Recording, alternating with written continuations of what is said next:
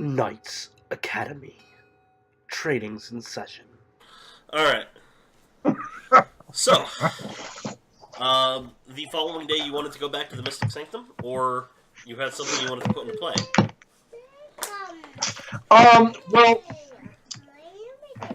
it was going to take a lot longer if I was right about Blue being one of the candidates, because that was kind of the direction that I was thinking. In which case, there was going to be a fair amount to set up.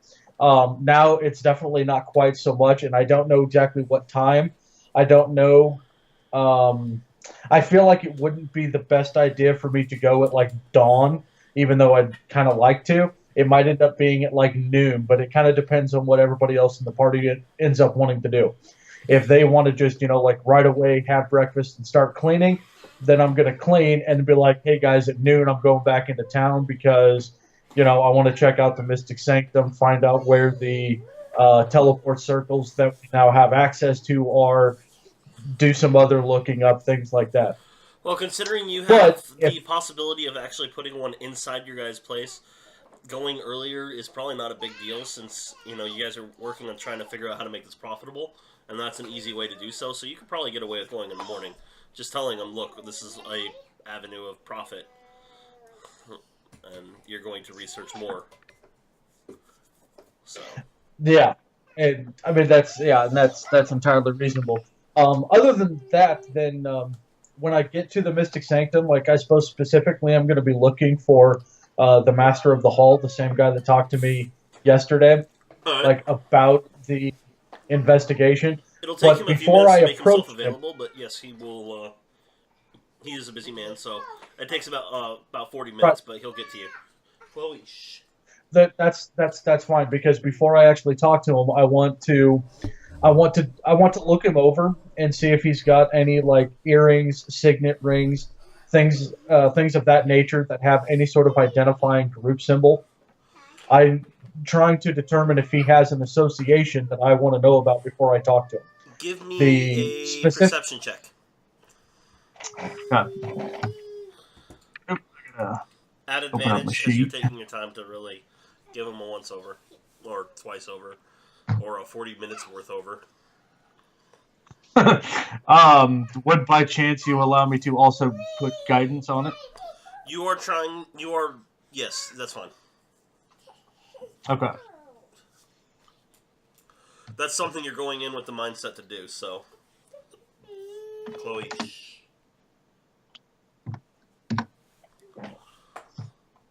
Well, that's still... A bonus one is still a bonus one. Alright. Yeah. Let's take a look.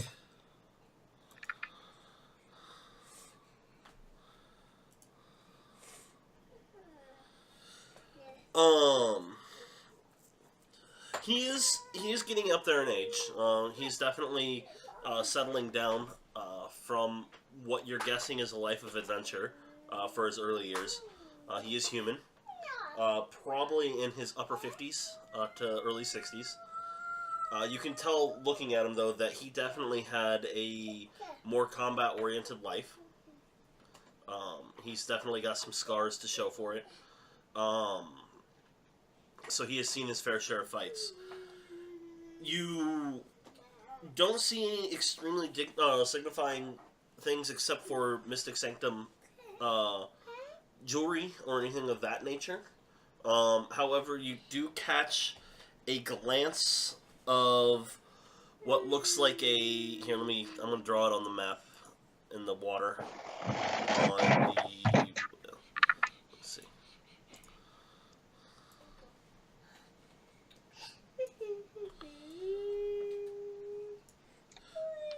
It's like underneath a sleeve, so that's what you're catching from a tattoo.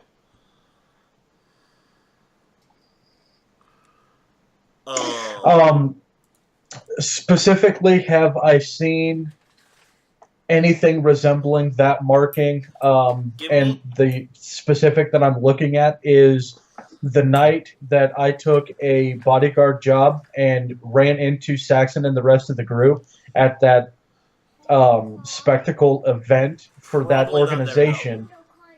No. Okay. Give me a history check, though, to see if you can identify it. Which history you have? Aren't you expertise in history? Yeah. So that should help. You've seen the tattoo before, but you can't place exactly what it was called, but you're pretty sure it had to do with some type of adventuring guild. Okay. So, but he Okay. doesn't seem to Then have any I marks like that. probably. Now, with a 20 perception check, as you are giving him the once over, you will notice his assistant, who is a younger half elf female, does have an earring on that resembles the one that you have on.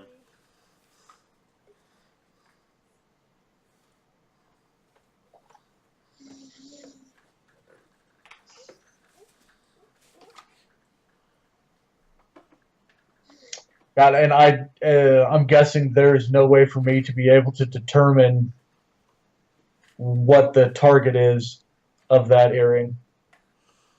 There is not. God, I can't imagine. Yeah, I can't imagine that being a thing.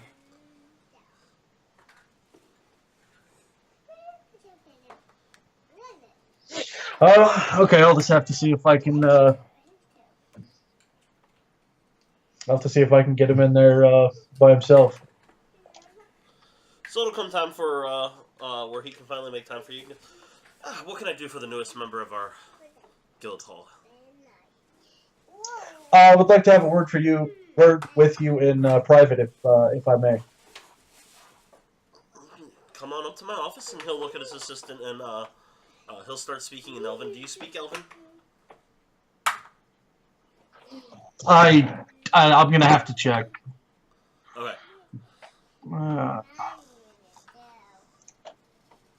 I know I wrote languages down here somewhere. Didn't I? Son of a bit. Okay, I don't have it wrote down, so let's go with no. Alright. I couldn't remember if you... Chloe! Daddy, I know, it looks pretty out there. Daddy's busy, though. It is so pretty out there. I know, all those Christmas lights. Let's see. Yeah, you don't have it in there. It should be. Yeah, on the I thought I left-hand wrote side it on the down, bottom. baby. Yeah.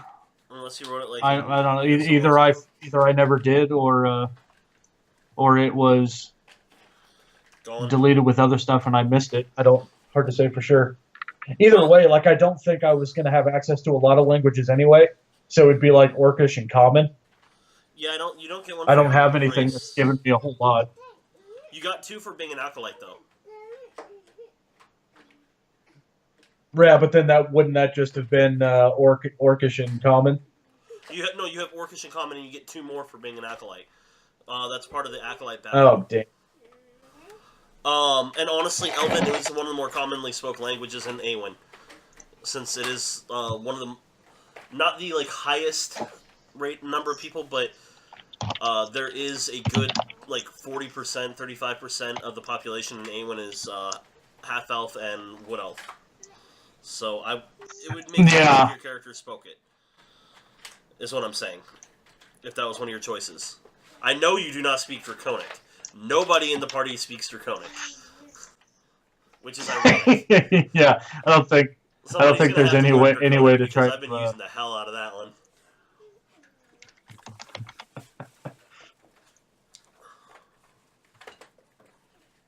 Huh. I think you Okay, had I'm just Celestial and messing Elven this is up. what it was, though. Or Abyssal and Elven or something. It was one of the clerical languages. Either of heaven or hell. Or it could have been Sylvan, even. The language of the Fae.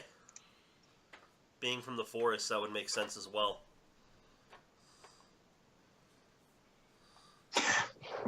Yeah, but wouldn't that be more druidic? And he's not exactly a druid. No, but you are a nature cleric. And Sylvan is the closest you're going to be able to get to that. That definitely makes sense. I'm just going with what makes sense for your character. That's why I'm trying to work it through. Yeah. Sylvan is a very underspoken language. A lot of people don't take it. I almost always take it, just because when you do have it and it comes in handy, oh, it's so handy. And god damn, there's not many things more annoying than a pixie or a fairy that's run amok in your camp. And if you can't talk to it to talk it down, oh my gosh. I've never pulled that on you guys, but there are a lot of fae in Awen, so in the forests. So. Well, I mean that makes sense. No, that totally works for me. If you're okay with I'm okay with me that. doing that, because I'm surprised I forgot I thought that. you spoke Elven, so that's why I was asking if you did or not, because I couldn't remember for sure. So when he leans over, he's speaking softly, not like trying to be secretive, but just trying to keep it a little more private. And basically, he tells her that he needs her to go continue to look in on, and he gives her a few tasks that he needs to have done, things that she can handle around there. Organizing notes or getting somebody ready or putting a new thing on the board. A few things like that. He talks to her for about 5 minutes, or giving her a list of things that need to be done, and then he goes, "Okay, let's go on up and talk to my office." Okay, I'll follow him up there. Give me a perception check as you enter the office.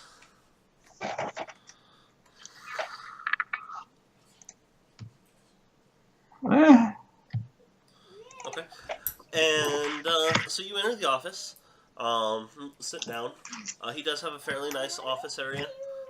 It has no windows. There's a couple paintings depicting what appear to be battle scenes. And you're pretty sure that the mage in those pictures has a younger resemblance to him. So he is very proud of his past on that. You do see a few trophies from his adventuring years in here.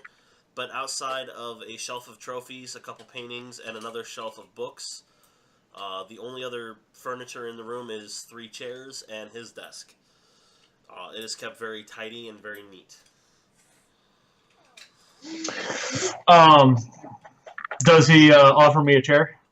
Yeah, he kind of motions to one as he goes and sits behind the desk. By the way, his trophies are like right behind him, so that when you're looking at him, you can see all of his trophies, and the pictures are on the side behind him. So definitely proud of his previous accomplishments. yes, he is. That's fair enough. As I sit down, I'm going to think to myself. I'm going to think to myself locations of teleportation circles, and as I'm thinking that, I'm going to grab the earring off my ear and set it on the desk. Okay. Because I don't want that thing on me right now. And but like you see him. He kind of watches you set it down and looks back up you with let's see how it is.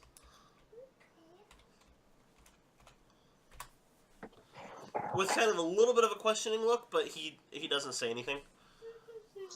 I will look him dead in the eye and tell him that earring is connected to a person that I do not want to hear any of this. You wouldn't hear anything in this room either way. Did you not notice on the way in, the entire room is lined with at least 3 inches of lead? I didn't notice that, but I was also going to ask, and I mean no disrespect, but I noticed your assistant is wearing one of these as well, and I don't know how many this person has floating around.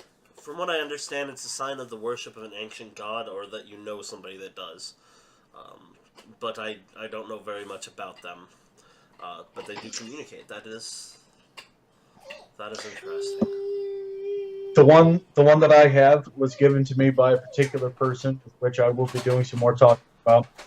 And it is a means of communicating telepathically with him over, as far as I know, any distance, just by touching it and then thinking what you want to say. Interesting. And you can see his eyes are. He's looking up slightly, and his eyes are darting back and forth. as he's clearly trying to think back around his assistant and doing it. What you're describing. You can see the wheels turning. Again, I mean no disrespect, but considering the topic that I'm going to be discussing here, you might want to, depending on how much you trust your assistant, you might want to not inform them, because if... One moment.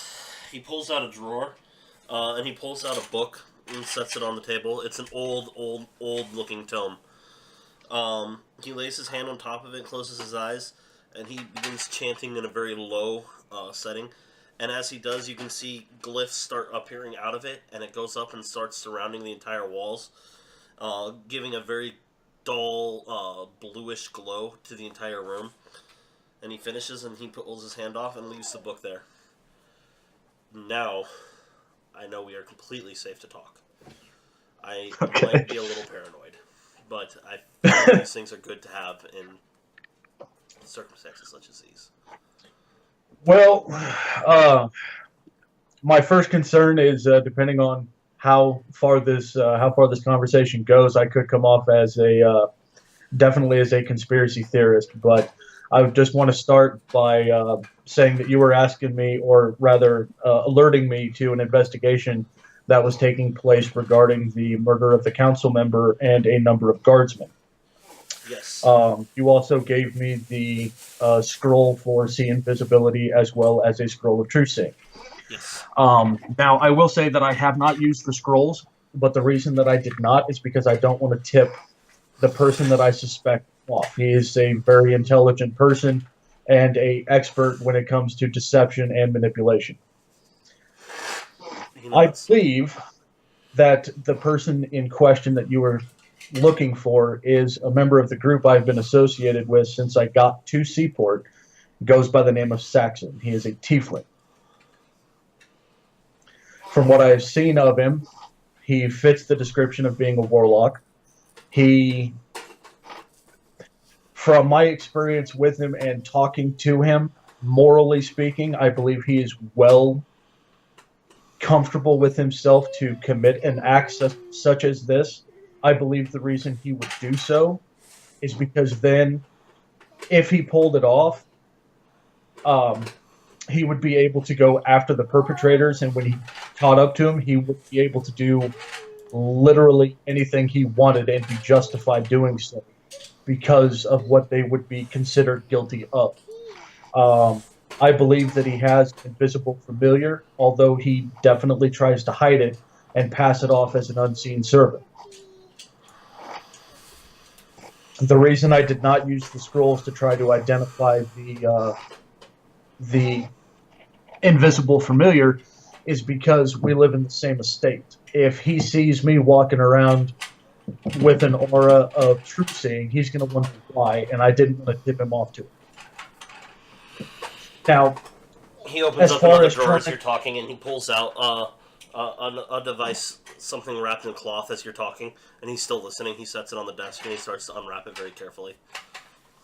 As far as trying to offer up any sort of evidence to this effect, tomorrow there is going to be a vote in town of the nobleman on the new council member, and I find it very unlikely that he's not going to want to come to town for that vote, and I would be surprised if he did not bring his invisible familiar with him. That being the case, somebody could either be at the docks or close to the docks to verify that it is in fact an imp. As he's finishing unwrapping it at this point, you'll see that it's a crystal ball on a very elaborate gold stand, and he takes that and he places it on the book as you're still talking. Okay. I can verify this. The second thought that I... Do I have permission to look into your estate? Yeah. He lays his hand on the crystal ball, and he closes his eyes. He opens his eyes. His eyes now look just like the crystal ball. As he's casting a spell into it, and you can see his eyes are looking around, but he's obviously not looking here in there, like around here. And you can see him like shifting like he's moving around.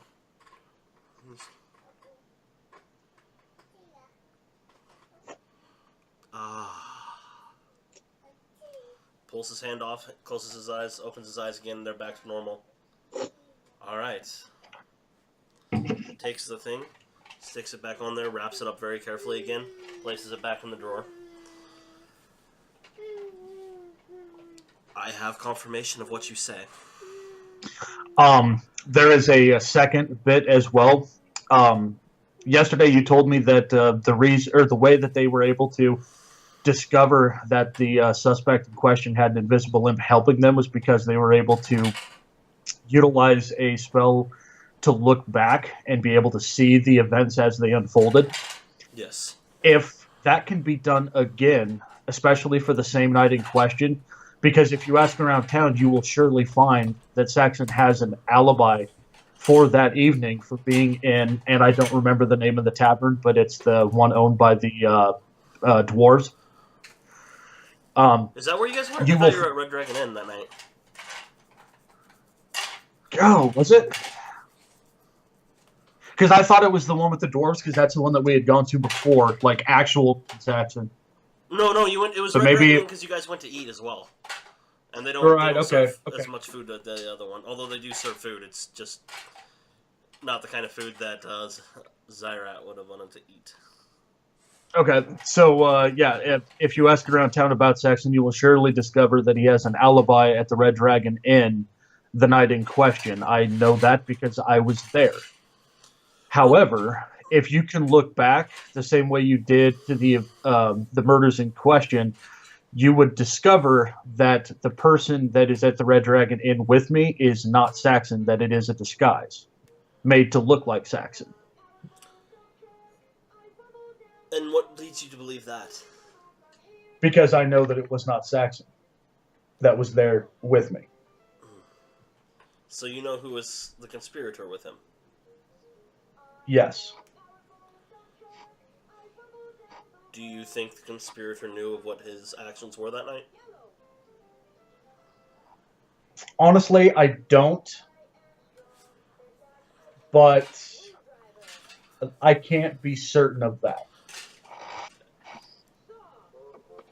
And are you willing to reveal the conspirator? I am, but I would say first that I would prefer if things moved on Saxon. And the reason I say that is because if I continue to speak of his co-conspirator, that is where the believability of my story is going to start to dwindle. And everything gets a lot more complicated. Do tell.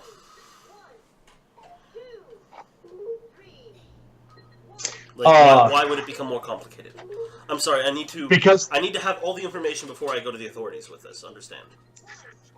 Right, well, the person in question that took his place for that night is somebody that is becoming increasingly influential in Seaport. He has been for some time. And I've been aware of his presence, but I was forced into giving my word to not reveal who he was, like, in truth. But the time has come for me to break that word. Now, why is the reason you are protecting him?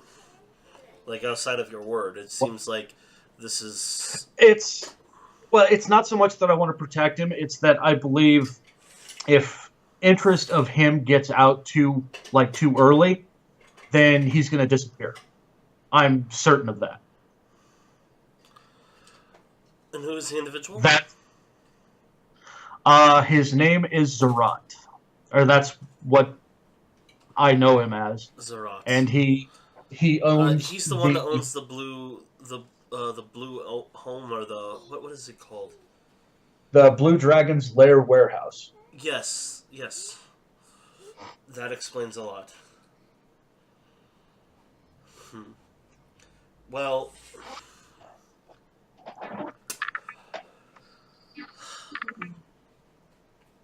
You can see he's thinking very deeply as he's just kind of staring at the corner of a room. He hasn't broken any of the laws that are upheld between dragonkind and humankind, so in order to protect the dragons, we will not reveal his presence in this. I will circumvent that portion of the investigation. Now, as I said, I don't know whether or not he was aware of what Saxon was planning. Well, if he was not directly involved except for that, so there are unfortunately magical laws laid in place to protect the dragons. Very few know of their presence, but I clearly can tell you do. So, be careful of who you speak it to. It's mostly just the higher ranking members of the Mystic Sanctum that know of their existence, plus those that the dragons reveal themselves to. Right. I will do investigation on my own and see if he has broken any of the laws that are governing the concealment of the dragons. If he is, then he will be handed over to his particular color's council to deal with. And from what I understand, they do not deal with those very lightly. Now, As for the spell for what it's so you understand the concepts of it, the spell is legend lore. I do not think you have the capability of casting it yet. You still seem like you're in the infancy of your spellcasting. But it is a way to look into the lore of a person, a place, or a thing. So it is easy to actually track somebody. And if, with legend, just naming the person, if we know he was there and under disguise, it would follow the disguise. But we would have to know that he was there. So we'll be able to prove that he was not there. Now, as you're at associated the with this man, tavern. and he is now a noble, it is going to make it a little more difficult to take him down in some ways. But he did murder a council member, so it is much more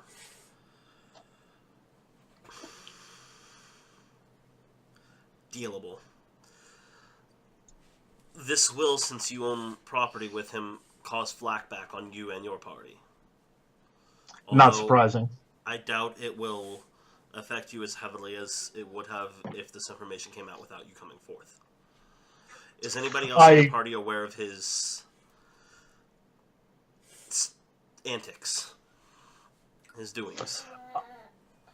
I do not believe so. I think the only other person that I'm aware of that has any idea or suspicions is Ambrosia that brought me here yesterday. Hey. Who, if you didn't know, and for the sake of spreading the information, she is also tied to Zerat as well. Yes, she serves the blues. That is something I already knew. She does not know I know that. But it's part of the line of communication. They let us know who is in cahoots, and we let them know and help them keep safe.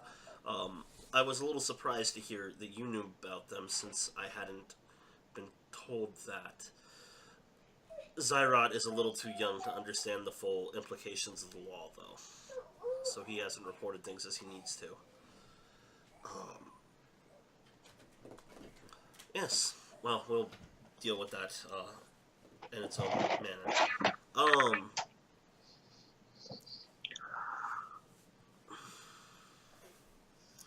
Well, now that we have the information, I will definitely look at getting you the reward. However, I will not do so until your party member has been taken into custody. Not because you will not get the reward otherwise, but because I don't want to tip him off. If he's as clever as you say he is. As for the arresting time, unfortunately, your presence have all been deemed required, or at least heavily requested, for the council meeting of nobles. So we will have to do the arresting after. that. Probably when you return to the docks. Okay. So you will have to keep up a facade for a bit. Well, that shouldn't be terribly hard because he knows I don't like him. He's known that for some time. Very well. I was just about to ask if you need anything to help you with a deception. So then that will work out.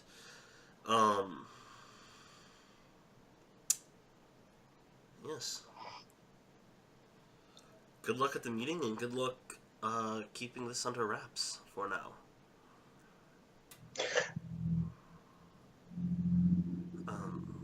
Is there anything else? He seems a little overloaded right now. He's trying to process everything, so...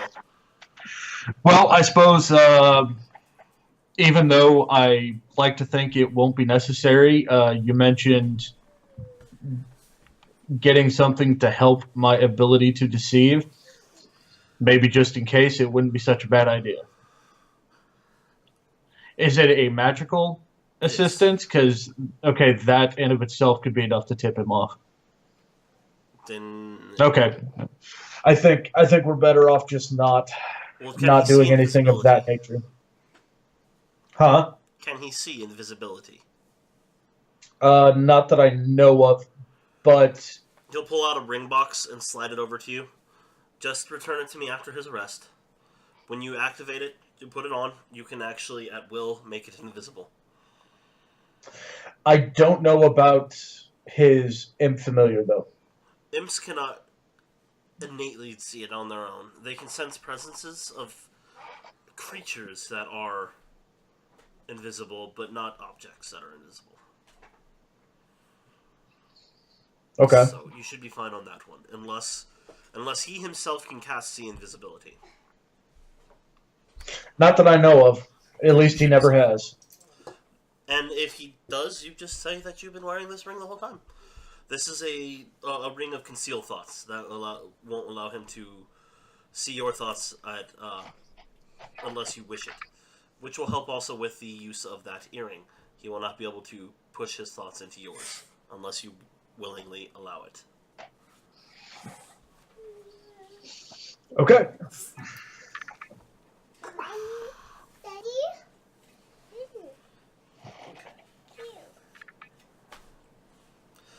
Alright. She wanted me to wear it. It's awesome. You want to wear it now? Okay. You want to be Optimus Prime? Leader of the Autobots. Huh. There you go. Oh no! Your head is just too small. You're just too small. Oh no.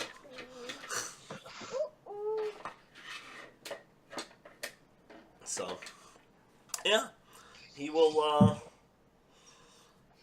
bid you a good day, and he will let you go. Unless you wanted to know anything else, or you had any other questions. No, I think that pretty well takes care of everything. Thank you for your time. I like how you never asked what the reward is at all. You're just like, it's putting Saxon away, the reward's just a bonus. Well, I mean, it's putting Saxon away, but it's also the right thing to do. Yeah. Which is, quite frankly, why Druck is more than willing to give up Zerat as well, because it's the right thing to do in his mind. It just hasn't really been able to, and apparently still will not. So, yeah, no, the dragons are heavily protected. That is one thing that's good. If their presence becomes revealed, it's going to alter quite a bit in the world. Yeah, I see that. I mean, that is certainly true, because that's one of the things that I was thinking about going into this conversation. Is one of the after effects. Yeah, anybody that's a master rank or higher in the Mystic Sanctum knows the truth of dragons. So, yeah, master or higher. So the masters, grandmasters, and the archmage. Right. So. Yeah. She's looking at herself up in the. OOC, my plan in the event, like I had kind of already thought it through, and it was going to be like bad, but like kind of good. My plan, if Zerat was actually somebody that was potentially going to be voted into the council, especially if it was like going to go that way to where he was going to get, you know, like the strongest endorsement, therefore be voted in, is I was going to talk to like the captain of the guard from Awin or something, you know, somebody that I was pretty sure that I could trust, you know, that wasn't tied politically or something, to make sure that he was there, and then use the scroll of true seeing on him so that he would be able to see Zerat to just totally blow it wide open. Yeah. That really But would have. yeah, but now I find that, you know, no, it's not the case, and Yeah, it's Zyra just joined the Mystic Sanctum, or the not the Mystic Sanctum, the Merchants Consortium. So he still has to get a little further up and more influential in the rank before he can get those type of rankings. Yeah. Those type Well, of positions. like the reason my mind went there was because I started thinking about the different, like, why would Saxon commit this crime?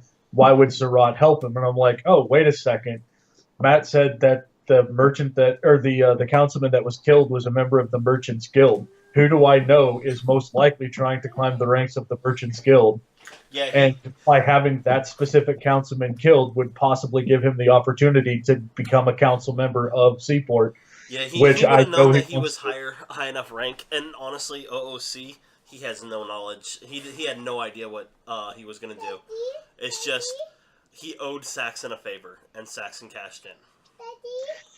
and that isn't necessarily that surprising, just because, like, even Gruck kind of sees Zerat as somebody that, now that his suspicions about Saxon are more or less confirmed, that is really just putting himself out there for Zerat to be connected to that. So, yeah, Zyra was just an unfortunate casualty in that, or for his connection. But yeah, the Council of Seven is made up of 7 people from very specific organizations. There is the 5 people, the 5 main ones, is representing from the church, basically, of each major country. So, somebody that is a high-ranking clerical official that is elected by the choice of the clerics there, to be there for Awin, for Pravia, for Zora, so on and so on. So each of the major deities are represented, basically. So there's 5, Right. 1 for each country. And then there is one person, because it's all about Seaport. Seaport is all about the religion and the trade. Then there's one person there that represents the people there, which is, what is it called? Let me see what his actual name is. I think I have it in here.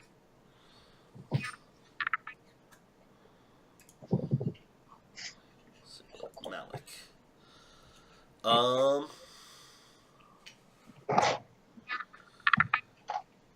The Dock Workers Guild is what it's called. It's basically the everyday worker here, the sailor, the dock workers, the unloaders, the grunt work, the lowest of low. So somebody that represents them, and then somebody that represents the Merchants Consortium, representing basically all the merchants and the captains and all that in the trade every day. And the way everything works here for it is the particular organization puts forth 3 officials, and then the nobles of Seaport itself decide which of those 3 officials is elected to the council. Okay. So no, that makes sense. That works well. Yeah, that's their political system here. Of course, being the way it is you guys meet up at like 6 a.m. There's breakfast. The guys introduce themselves. Then there's a recess from 9 a.m. till 7 p.m. where they have a chance to talk to every noble and win them to their side. And that's usually heavily involved with bribes and promises and corruption all around before the person's picked and voted on. Naturally. So, So there is still a corrupt system there, but it is at least the nobles are in agreement, and as long as the nobles are in agreement, um the city continues to work well. So, but in order to be classified as a noble, you have to be an estate owner there, owner of actual land, and there's only 31 people or 31 private properties on this island now. There was only 30. Your Oh, property this was one owned is by the now city 31. and was gifted to you guys, which is why you are now considered nobility. Yeah, Of course, you all together are one noble, so right. your vote only counts as like it's one per property. Yeah, like So one vote per Saxon doesn't get a palace, vote, you don't get a vote. It's you all together get a vote. which should make it slightly interesting as well. Yes, it should, and it'll make it very interesting for this. Like I'm looking forward to seeing what goes on. Um, because we'll see how Pink takes this all. It'll be fascinating. I'm excited. Well, I'm I'm also nervous curious to sided. see. Oh yeah, me too. But I'm also trying to play it through in my head on how the morning is technically going to go before I show up there. Although theoretically, I could say pop one of those hangover potions and then just get 2 hours quick sleep and be at Seaport by dawn to have it done that way and then just be back as soon as possible. I mean, that theoretically would work. Well, you are looking into ways to get money made, so it's not that big of an issue if you're going to do that. I mean, other people have probably left for the day anyway during times. You guys have gotten it mostly cleaned up at this point.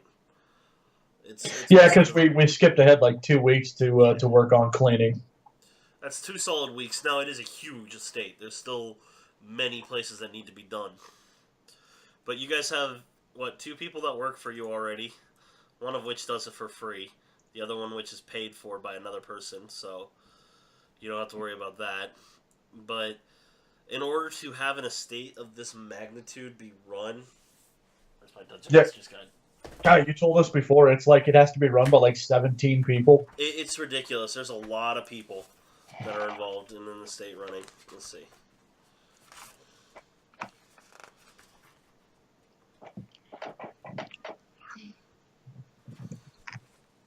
I gotta find the correct page.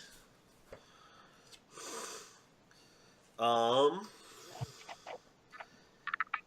it depends on how you want to run it. If it is a noble estate, which it is a very large noble estate, like very large. The minimum you would need is 3 skilled workers and 15 unskilled workers.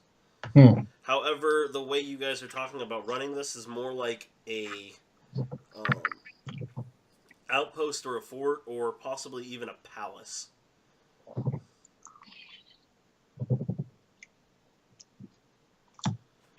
So, outpost and fort seems the most legit, and that requires 20 skilled workers and 40 untrained workers. But if you run it more like a palace, which this isn't quite large enough for a palace, honestly. A palace is probably about double the size of this. But a palace requires 200 skilled workers and 100 untrained workers. Well, I mean, it's not big enough, but we could technically still do it. Actually, I would say this is a keep or a small castle. I'm looking at the different choices. That's 50 skilled workers and 50 unskilled workers. So, But that doesn't take into consideration any business aspect. That's just like maintenance, yeah, right? yeah. Well, that would like if you ran it that way. Like if you did the merchant's guild in there, I would or the like a mercenary thing. I would count it as part of that for the calculation purposes. Mm. So, because that would be the income bringing in, and otherwise it would cost 100 gold a day to maintain that number of people. Whereas if you count that as part of the because it's an outpost, a fort. What did I call it? A keep or a small castle. Keep. Yes. The point of a keep is to protect the land around it, and you usually make money from the land around it. You're going to be running probably more like mercenaries out of there, which is being hired out to protect people. So it's still the same kind of thing, and so they'll bring income back in basically, which is based around that 100 gold a day. Mm. So. So we'll see how that goes. Now I'm just waiting for people to sign in. I'm gonna send a message saying everybody when as you log into Roll20, I will invite you to Skype. God, now I just hope that I don't somehow blow it. Oh, there's gonna be one point that's gonna make it a little hard on you. I'm just gonna warn you on that. So. One point that's going to make it hard on me. Fuck, I was being hard on myself already because one of the other concerns that I had was the fact that I was going to be getting ready to sell out Zerat and the Blue Dragons. Which one of my concerns was, what if Ambrosia decides she wants to go back with me again? Because I'm not going to tell her no, because then she might tell Saxon, or she might tell Zerat's mother, which could then lead back to Saxon. Well, she told you she doesn't care as long as it doesn't come back to to Zerat. You Right, just lucked out on that one. Well, yeah, because like I'm sitting here I was trying to think of like, how can I do this without involving them? I can't. Like, it's not going to happen. In which case, well, that's kind of just too bad. Like, that's just the way it's going to have to go. And that was my biggest concern, because if she would have been there, you know, like and maybe I could have thought of another way around it, but honestly, the way that it played out in my head was the only thing that I was going to be able to do, basically, is if she was there and like was in the room to hear it and knows that I sold out Zerat, that we might be, you know, able to like go back to the estate together or something, because I don't know, like, she's not going to attack me. She's a non-combatant. You know, but then, like, I was concerned that my only course of action was going to be to kill her in order to keep her from telling everybody else, which would just blow the entire thing She is a shut. non-combatant, but if you killed her, her sister would have been coming after you. Like, I know it. That's what I mean. Like, I was playing all of this through in my head, and I'm like, oh my god, I'm gonna end up having to kill her, and then as a result of that, I'm going to have, like, Eris coming after me, and because it's Gruck, he's just going to lead her to the gravesite and, like, kneel down and wait to be killed, because what else can he do? Because of the horrible atrocity that he committed in order to bring down fucking, you know, Saxon and whatnot. Like he would 100% deserve to die for it. Duh. But... Dude, this is why I love being a DM. My mind goes to all these different places on everything. Every choice you guys make, I have to think about the repercussions everywhere and what can be done and what. Yeah. It just, yeah, it's fun. And you sure you want that to be your room? I figured you'd want to be above Ambrosia's, connected to the just by a hallway to the library.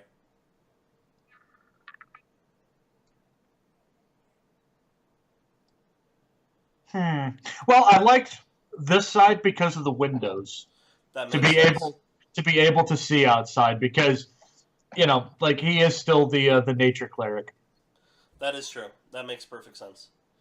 I mean, I suppose theoretically, if nothing else, I could be on the other side. It would be closer to it. Well, actually, no, it wouldn't be that close to it. No. I think I'll just see what happens, because I'm not going to make him stop playing his character anytime. Now, if he wants to. Like, if he wants to try to figure out something to get out of jail, that's fine. We'll see what happens.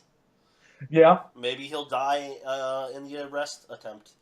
See, now, OOC, that's what I'm hoping for, because I'm hoping that I will be there when they go to make the arrest. So, you know, when he tries to fight back, then I can kill him. That's... Oh, man. That would be the best ending right there. Well, from a DM standpoint, no, but from yours, I can agree with you. But technically, first I want to kill Warwick, and then I want to kill Saxon. But like it would have to be circumstantial, based on combat kind of thing. Like, he goes to stab me in the fucking leg or some shit, and I was, you know, axe him, and then, you know, Saxon would just, you know, go fucking cast the sea invisibility on yourself. Hunt the little bastard down. You have the scroll still. Yeah. Yeah. And now I don't intend to use it on anything else, because my my theory on needing that, is not a thing. Although it might still come in handy. I don't know. I don't figure on giving it back unless somebody asks for it, in which case then sure, but otherwise I just kind of figured on holding on to it. Nope. You were given it as part of that.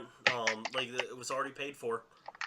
Like, okay, Merchants Consortium, made up of all the merchants and all the lands. It is the wealthiest of all the organizations. You just killed their number one political person, not you specifically, but Saxon. Like, yes, they are putting some money into finding out who the did this. Yeah. They bought enough scrolls for every single member that is able to cast this stuff, to search for it. They have paid for private investigators. They have paid the consortium, or the Merchant Sanctum, or the Mystic Sanctum, in order to get their people to do these things. Like, they have put forth a serious amount of money to find out why one of their main people was just killed. Because if they don't, they're going to look like they don't care and are weak. Yeah. Regardless of if they actually care or not. They have to keep up appearances.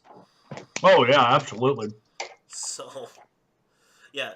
Basically, there's a bunch of Merchants Guild. Like, there's a Merchants Guild of Seaport. There's a Merchants Guild of each and every different city that's out there, the major cities. And the Merchants Consortium is all those guilds working together.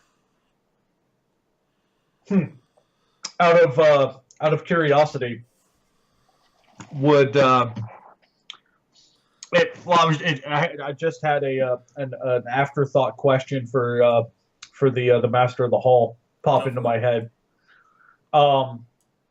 If Zerat came forward to confess that he disguised himself to look like Saxon that evening as that extra source of evidence, how severely would he be punished for that?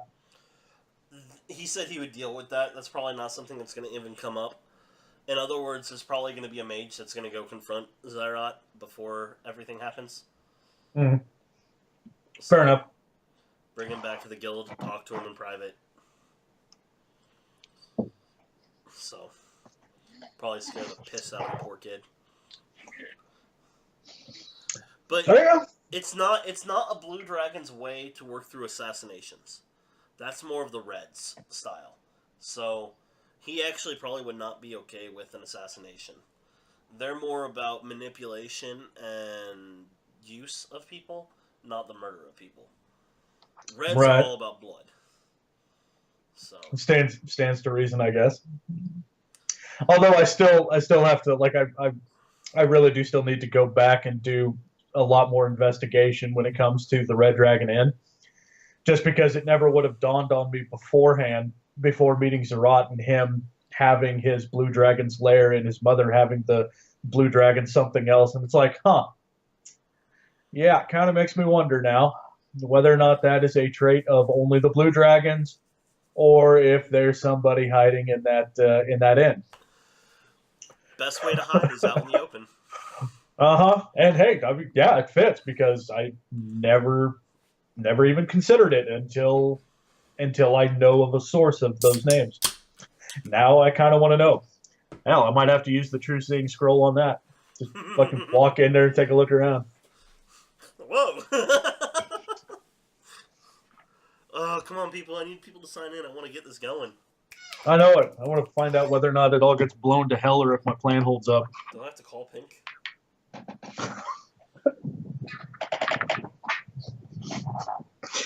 God, but if I call him and be all anxious for him to get on, is that going to tip him off? Yes. That's why I'm doing it. Don't worry about it. Yeah, I didn't even bring it up over the weekend. Like, wasn't about to, especially not the last 2 days. See, hold on, there was something I was talking to him the other day.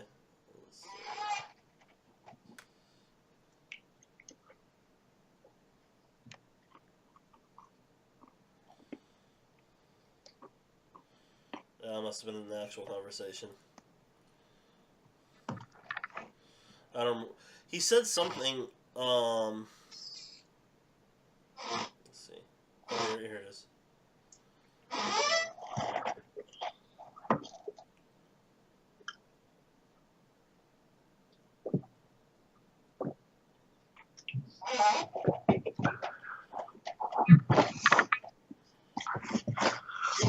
I also like it because all of Gruck's suspicions can be easily logicked in game.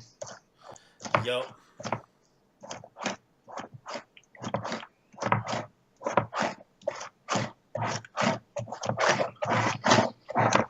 Oh, so he sent me a text last week saying, also, John and I were whispering to each other in game via the earring, basically, falling right. Basically, he's falling right into my trap.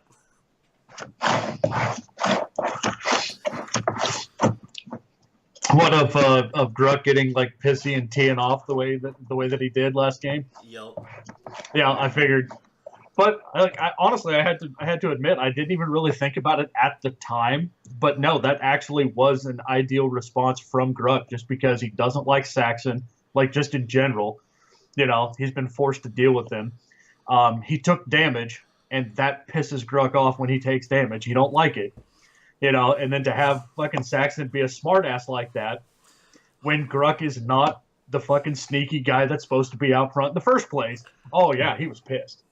Like I didn't even really think it through at the time. It was purely reflex, but it fits entirely. And it dawned on me after the session was already over that I was like, huh, yeah, okay, that was actually appropriate. Now that I think about it, I think it was funny because he's falling into my trap, and I'm like, you have no idea, dude.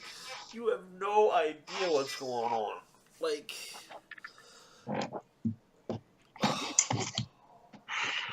I mean, I guess theoretically speaking, like maybe Gruck still could. Like if it comes down to a fight and Gruck happens to be there, theoretically the last thing that could be the try to push Gruck over the top would be to get Gruck to make the killing blow when he doesn't need to.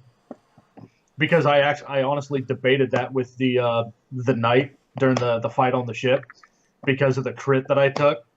Like I strongly considered it not being a non-lethal blow to hit him right there, and I let that one go. The next one would probably be something else. I'm adding Vol to the list. Here. To the call, just so you know. All right, I'm gonna call Pink actually.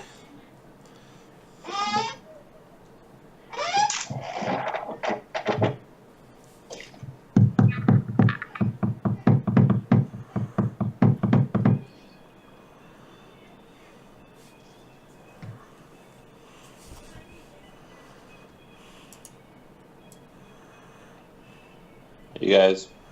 Hey. Alright, good. Get your ass on. We'll see you in a minute. Shit. I'm awake. Good, get your ass on. I love that shirt. What? Please don't. I love that shirt. Oh, yeah, thank you. +5 shirt groveling. You do have some good ones. I need to go shopping again and get me some good shirts. Actually, I made all these. Fucking hey, really? All right. Yeah. So, well, I guess I didn't make them, but like pretty much there's a print place that I deliver to, and they gave me pretty much a lot of them for free. They're like, "Oh, what do you want?" I'm like, "Oh, I want this, this, and this." And they're like, "Okay, here you go." I was like, "Fuck yeah!" Nice.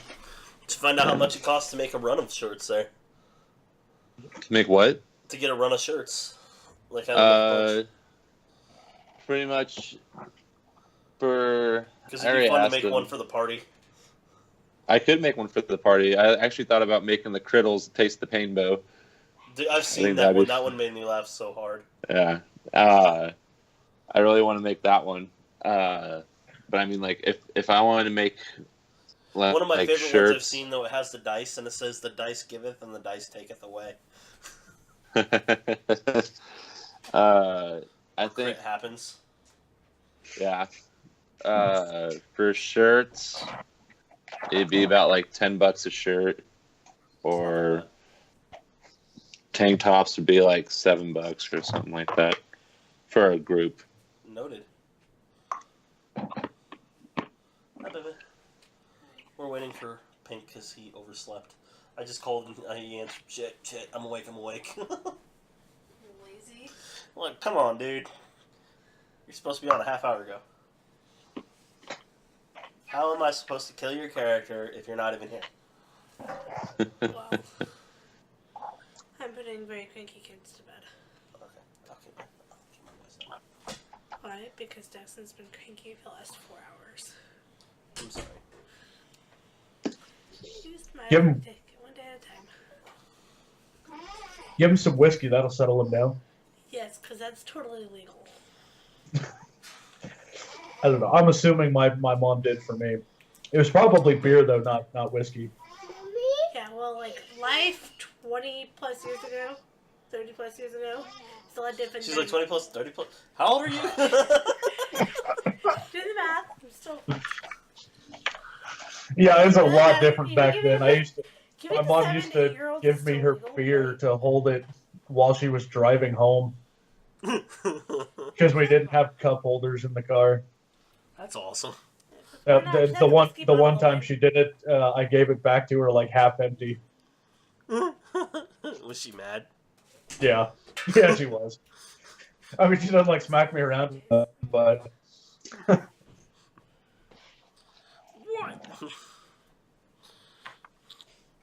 Oh, what you that's got for continuously giving it to me?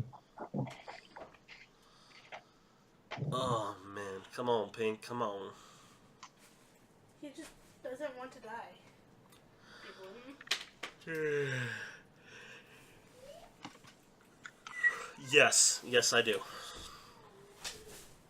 Yes, score. You hit this fan. Good point. That's why I was laughing. Okay.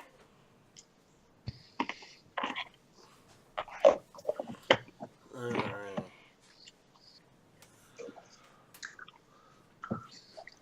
Man, I am so excited. 9 days. Yeah, fucking YouTube keeps trying to make me watch a trailer. Oh, dude, don't. If you haven't done it, don't do it yet. Yeah, They're like, misleading. I am positive I'm they're s- misleading. I'm still doing a fairly decent job of avoiding it, but now I know of 3 specific people that are in the movie, as opposed to 2 or like a month ago I only knew 1. I mean, nothing like Child is calling me. big, obviously, but No, it's no surprise characters. That's, you just gotta keep correcting her. No, it's mommy. To you and mommy. Yes, Chloe. I will go in just a moment. Yeah, A Minnie Mouse. Bye. I love my daughter. She is cuckoo, though. Man, I just got one of those Alexa, the Echo Dots. Now I want to make everything in my house smart. Yes, because we're going to be controlled by technology. You mean the Alexa thing that listens all the time, even when you turn it off? Yes. Bold move, man. Bold move. It only records in a 30-second loop. You know what's really fun? That's what it says. You know what's really fun? To go to someone's house and, like, if they use it for their grocery list, just, like, start ordering stuff on their grocery list. Like, put all this stuff, like, random stuff on their grocery list. So that way when they go shopping, look at the list, I'm like, why the fuck am I supposed to get this? Like, we were at a bachelor party, and he had to go shopping the next day. And, Bye, Chloe. Let's go night-night. Tell Daddy bye. Bye, Chloe. and Night night. Say night-night. Love you. I love you.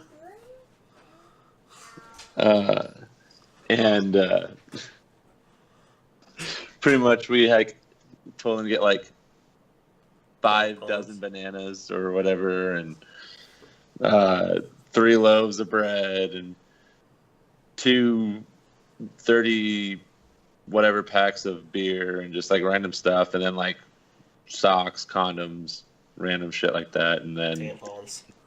he like called it. He messaged us the next day. He's like, "What the fuck did you guys put on my list?" Well, the reason I want it, like, it just... First off, you can change it so you don't have to say Alexa, which is awesome. I didn't Yeah. realize that. You can change it so you can say computer. I feel like Star Trek downstairs, seriously. Like, computer, start a timer. But I That's want to do fair. things like, we have a fireplace that has a flip switch here. So Yeah. you turn it on and the fireplace comes on. I want to replace that with a smart switch so I can just be like, computer, fire on. You gotta say flame on. Well, I'm going back to more Star Trek style, not comic style. Oh. That's okay. We only have it in the kitchen, so it's mostly for that area, setting timers and stuff like that. But it is pretty Yeah. neat. Have you asked it who is Jesus Christ? No. I don't know whether or not it would still be the same thing, but a guy that goes by Steven Crowder did a video about that where him and his producer were sitting in chairs opposite each other, just asking questions, and he asked it, "Who is Jesus Christ?" and it said one line: "Jesus Christ is like a mythical figure or something, or a fictional character or something." He caught a lot of flack for that video. People assumed it was fake and everything else. So then he responded by giving the uncut versions, like during editing. So it was like all up on screen, and the vocals were on screen to show that it's all there. And then he had other people's videos that they sent in because they asked it the same thing. And I mean, yeah, sure, like there were slightly different answers or different versions of the same answer, and it was a while ago, so there's no telling what it would be now. But it was funny either way. Sounds like it. Hi, guys. Hi. Hey, Mr. Sleepyhead. Sorry. What you need to do, Matt, is ask it if it works for the CIA. I'll have to do that. Because have you seen the video where they said, like, "Hey Alexa, do you work for the CIA?" and it just turns off. Oh yeah, that's fucking awesome. That is flawless. All right, so last week we left off with you guys doing a 2-week stretch of fixing up the place and getting everything ready. You received some letters that gave you guys some requests, and you also will have a council meeting in 2 days' time from that point. So is there anything... we've already taken care of Gruk. Gruk is going... one of the letters he got was from the Mystic Sanctum, the Guild of Mages, and he has gone the last 2 days talking with them. Has a potential money-making prospect for the manor that he's working with there. So he's been working with them for the last 2 days, so his roleplay is done. Vol, what would you like to do for those 2 days before the council meeting? Get my spear out of the freaking pole. Oh, you got that done like a week ago. Oh, okay. It's going to take a while to repair that pole. Like, it takes a couple good fabricate spells from Ambrosia, but she'll get it fixed eventually. Sweet. I was gonna say, because like that's gonna have to wait. So. I guess I forgot. Can I like call upon Hecate, or does she have to contact me only? She has so far only contacted you. Oh, okay. Well, I just didn't know if I needed to talk to her about what I've discovered in the book or not. Well, she gave you the directions for it, and you're assuming that she is depending on your intelligence to figure out what to do next. All right, then. Would that be too much of her thought on her process? Or too much of a hope?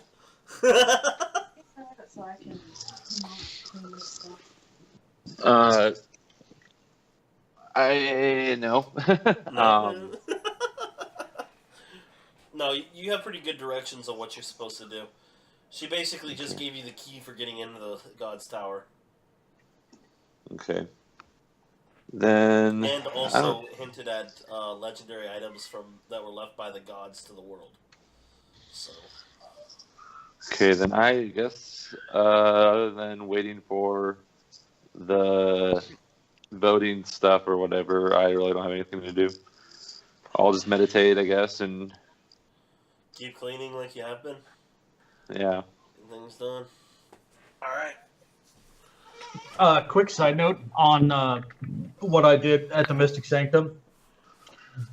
Being I'm a level 2 in that organization, novice, we can go to any of the teleportation circles that they have, and it only costs us half as much as the level 1s, and we can use them.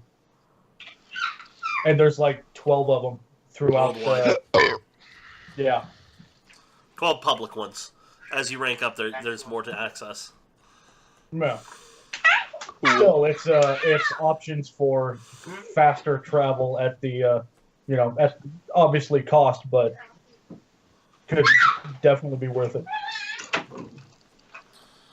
Alright, and Pink. What is Saxon doing for the 2 days? Saxon is making sure that the house is relatively clean. I want to make sure my room is furnished with like a nightstand and a bed and something somewhat hidden for Warwick. Okay. I mean, other than that, I'm mostly just waiting for the voting thing so that I can kind of see where the town is at. If you're wanting things that are somewhat nice, they are going to have to be custom ordered. If you just want basic stuff, you can get it pretty much. It's Saxon. He just wants basic shit. Okay. Then if you're just getting basic stuff, you're looking at 40 gold to get good quality, but basic. Okay. Nothing custom made or fancy. Hey, quick question from me, really quick. I've just thought of this. To get my armor repaired from that ooze thing, can I get that done? Yeah, you just have to take it to a blacksmith, and they can get it done for you very easily. How much would it cost to get done? How many points did you lose? Just one armor class. It's only going to cost 150 gold for yours to get repaired. Sax or Gruck, how many did you get? 2. It's going to cost 250 to get that one repaired. Got. Unfortunately. So, can I just pay and then... It'll take a week of them fixing it for both of you, so you won't have your armor for at least a week. But I'm assuming you did that during the 2 weeks. Yeah. So you have your armor back. Okay. I would definitely say yes, but that's assuming the group is okay with me, getting some money out of the vault because I don't have 250 to cover it. Well, having your tank be able to take hits is important, but that's up to them. I don't particularly have an issue with it. Yeah.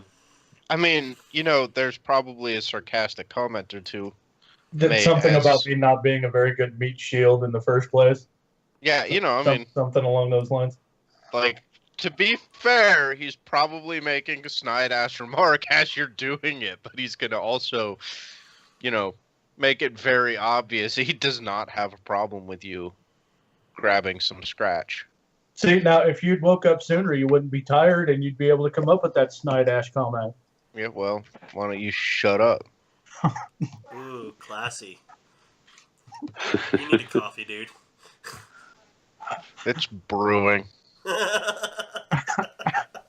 Not quick enough, apparently. I don't know what it was either. It's just like apparently my body was like, hey, fuck you, sleep for 12 hours. Oh, God, that'd be wonderful. Like, it hasn't happened in a really long time, but apparently now that's a thing. Well, dude, you were real tired this morning anyway when I was talking to you. Like, I was pretty exhausted. Your words were slurring a bit when we were talking about cryptos. So, I was ready for bed. It's all good, man. I understand that one.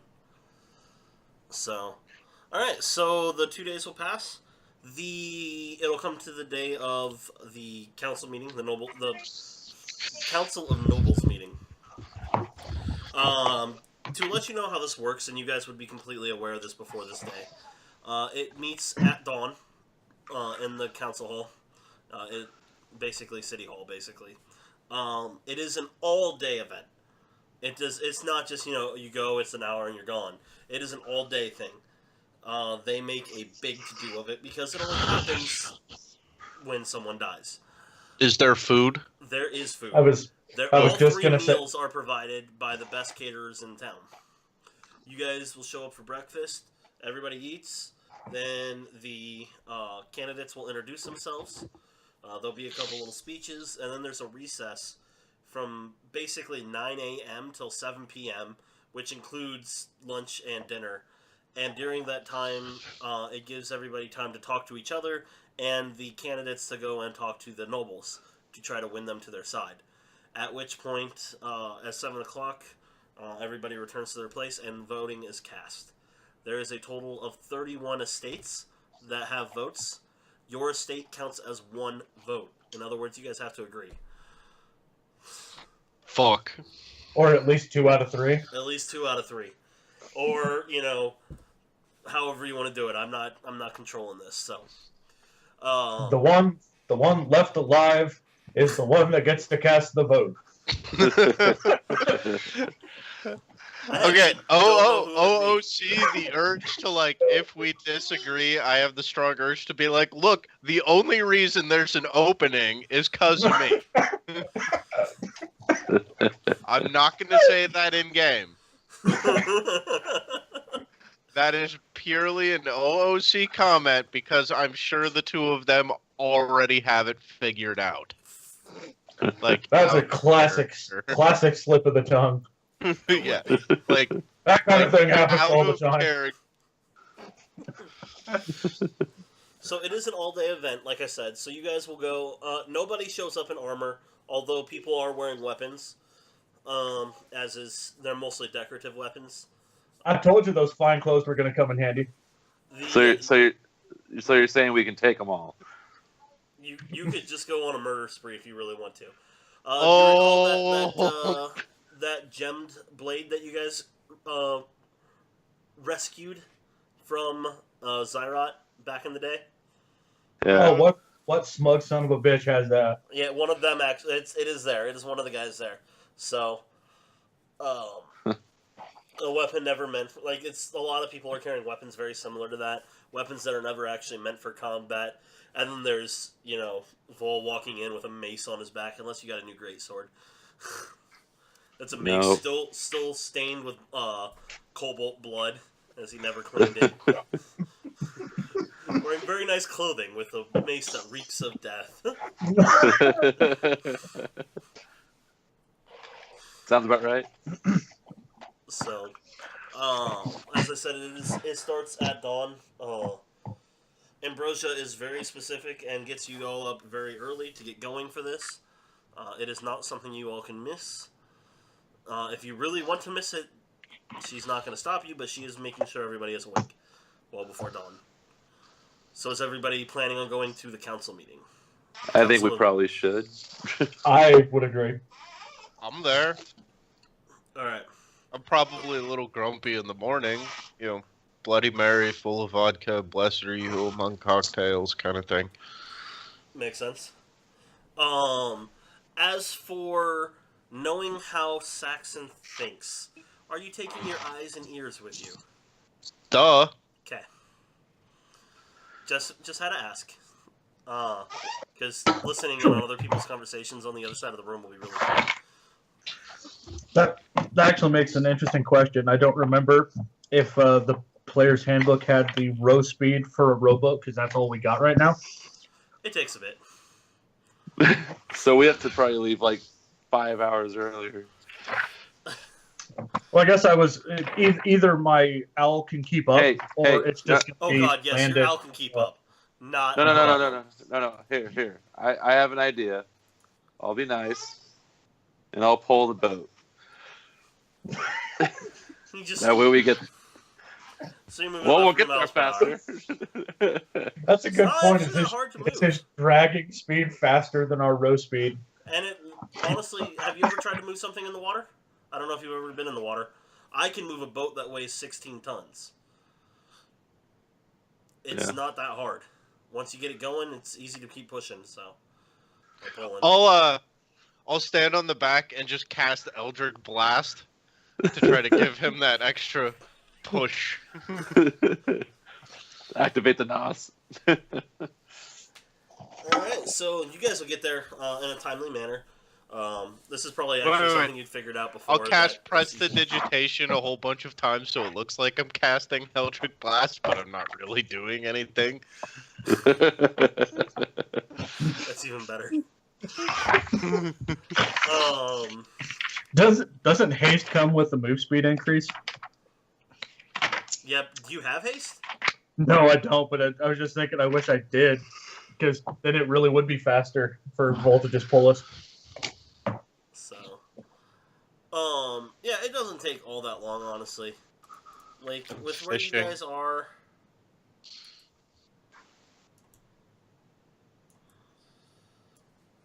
It'll take a half hour at most. 40 minutes, somewhere in there. To get into town. So, you guys are a little ways out, but it's not too bad. You guys will head up to the council chamber.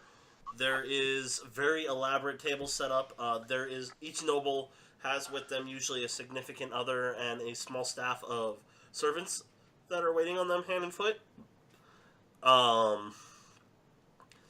And in addition to people that are actually there doing the serving as well. But like, it's each noble has their own table, and there's like about 10 people at each table. Yeah, we are really going to look out of place. And then you guys coming in your fine clothing, which is still very nice compared to whatever you guys have been wearing in the past, but still probably not quite as formal as what they're wearing at the current point. Coming in with weapons and you guys definitely stand out like a sore thumb when it comes to that. But people give you little glances, but you can see they're trying not to pay you heed with that. Oh, I dare somebody to make a comment. So, well, mostly you can tell that they're not even bothering to look at you because they don't think you're worth that type of time. Most of them. There's a little bit of time before breakfast, during which time actually you do get to talk to a couple of the nobles, including Mr. Sharp, who does, Lord Sharp comes up and talks to you on equal footing now. Actually makes that, this is exciting. I would never have thought when I hired you that you would be standing here at no offense, but at a noble council on equal footing with me. I'm very proud you are. That makes two of us. I wasn't expecting it myself. If you need tips though at some point to look the part more and dress the part more, I'm more than willing to help you. Not saying that you don't have a good look there. You just obviously weren't born to nobility or raised with the concepts of it. It's still kind of early on for us. We've yet to establish ourselves as nobles. You can tell he's trying not to be insulting, but it's like talking to a black guy. You're gonna be insulting either way. Way to be racist, I guess, on that. Yeah, I mean, come out, man. Like, you're just talking. Like, have you ever watched somebody seriously talk to a black person? They're like, yeah, no, it's cool. I have a black friend. That the guy's like, yeah, cool. Like, you ever just like talk to a human being before? Yeah, that's how I see a lot of conversations going. That's what I'm saying. People aren't meaning to be insulting, but they are. So, Mr. Sharp, how's business been lately? Much better as of late. I haven't yet to lose another shift. Oh, nice. So that is, I am still very grateful for that. So, well, I'm glad we were able to help out. I'm still trying to recover the losses that were there. It was quite substantial, but and it is still disappointing that the orchestrator of those thefts has escaped. Wait.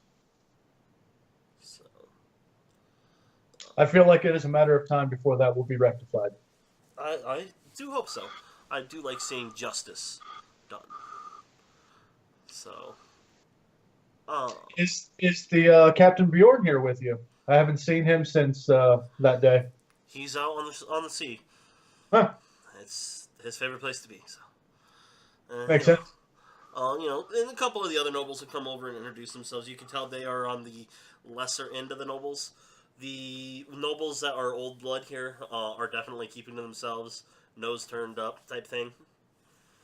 But I can't help myself but to say, thank God Yananoli's not here, because how many pockets would he be picking? Horribly. All of them. Can I invite Yananoli to come as a servant? As a servant? No, you cannot. Well, you could have if you knew about it in the first place, but you did not. So, Damn. Wasn't he on a ship? as of right now, yeah, he is not in town even, but Oh, okay. he should be back soon, hopefully. I don't know, when's Tim coming back?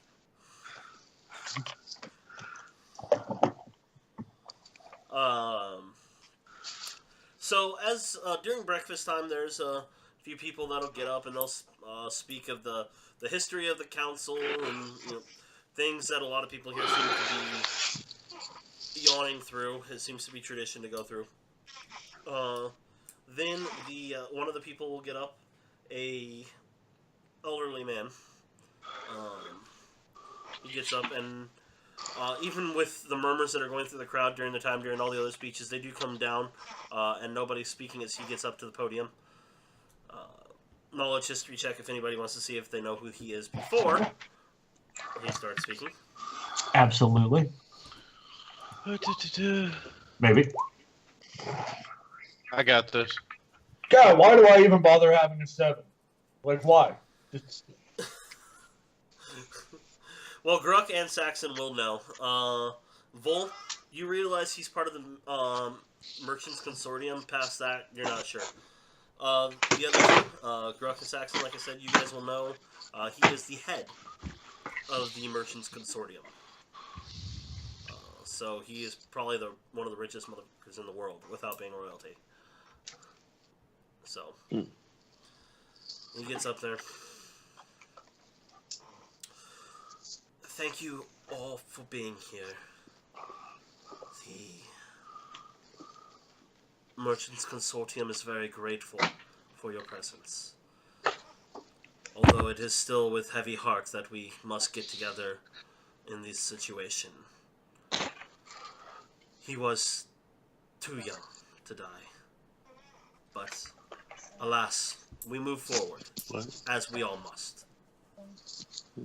But I have heard whispers that the consortium is not dealing with this properly. I wanted to take a few moments to put those fears to rest. At the consortium, we take the death of one of our higher ranking officials, especially one in political seats, very, very highly. We do not dally around with such issues. Since his death, we have put forth considerable funds into finding the killer. His death will be avenged. Justice will be had. He takes a minute. You can see he's a little choked up as he takes a breath. Though we were not related, he was like a son to me. A prodigy, as it is. So I have spared no expense in this. We have hired the best of the best in order to find the killer. And I am told they have made great significant steps to finding this killer. Some of the most powerful mages have investigated this, and we have a strong lead that is being investigated worldwide right now, trying to find the associates with said killer. But let us not focus on the past, on what brought us to this point, but rather let us look to the future of where both Seaport and the Consortium can go. Our symbiotic relationship with the nobles will stay strong. Now, let me introduce the three that you will be choosing from. And with that, he gets down, and each one of them will get up and introduce themselves. So, doing an insight check on that, Vol? I did, but I don't think a 2 is gonna really. You're not even sure how to read the guy. Like, he's somewhat deceptive. He's somewhat truthful. He's obviously made his entire livelihood out of trying to deceive things. Saxon, you're still not even 100% sure, truthfully. You definitely catch that he was being deceptive on a few things, but very honest on other parts. Well, now I have to as well. Specifically, you're pretty sure he's being honest about the parts of how serious he is about finding the killer. And yeah, about the same for you, Gruck. Although you're able to discern a little bit more truthfully where he is talking about truths and lies and stuff on what is and what isn't. Like the whole part about him being like a son to him, a prodigy. Total bullshit. For perception, I know that's a low roll, but on the crowd, is anybody acting funny while he's giving this speech? I don't know. Is anybody acting funny during the speech? Saxon? What are you doing I during got this my speech? feet up. Huh? I'm listening. Just listening? Just sitting there listening? No, nobody seems to be out of place. I mean, what? You want me to roll a deception? Well, not necessarily. It's just like your head has been down the whole time, and I'm not sure. Like I'm not Nope, seeing any just listen. expressions. So Yeah, that's kind of the point. I'm just listening, Okay. acting tired. Acting tired, or you are tired? Well, both. Shut up. Yeah, why don't you go fuck yourself, man?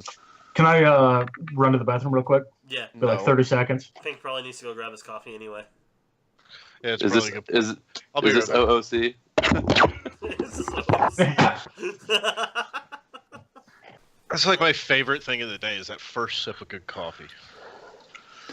That is a good thing. Alright, so after the gentleman gets down, the announcer gets up and he announces each person as they come in. They will walk in and they will take a seat up near the up on the stage, basically behind the podium. And he starts off, Lady Hagak. And with that, a female gnome will walk in. And even though today is an important day, her mind doesn't seem to be here totally. Her head almost seems in the clouds. She definitely doesn't seem all there, as her hair is unkept and her clothing is wrinkled and not matching even completely. She's wearing a large pair of goggles, almost like glasses, that make her already large gnome eyes seem even larger. And there is a series of lenses around the outside that she can shift to go down into front of it to look closer on things. About 10 more lenses on either side. Am I the only one that seems to recognize the appearance of that character? From Star Wars. I was just wondering if it was just me. She seems happy overall. And let's see, yeah, she's happy overall. But and she just kind of walks in, a little disconnected, kind of looking around at everything. Go and sit down. And actually, I wasn't even thinking about Maud when I made this character, but yeah, she must have been there subconsciously.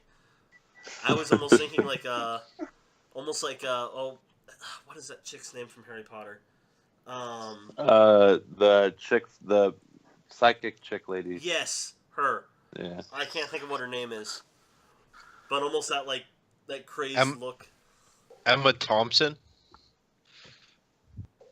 I mean, that's the name of the actress. I can't think of the. Well, I'm assuming you're right on that. I can't think of what the character's name is even. Professor. I can't think of it. Anyway, so yeah, she'll come and sit down. And then the announcer, Lady Adrena. And with that, a high elf will walk in. She is finely dressed to the T. She holds herself with far more dignity than any noble in this room could muster. Possibly more than the entire room of nobles could muster put together. Her head is tilted back and her nose is turned up slightly. And given the dress and jewelry she is wearing, she has done very, very well in business over the years in her long life. An air of magic does seem to cling to her. It is nearly palatable, as the clear use of magic over the years can be seen glistening on her skin and in her eyes. But there does seem to be something off with her, almost like a shadow following her, but just out of the corner of your eye. But whenever you look, there's nothing there.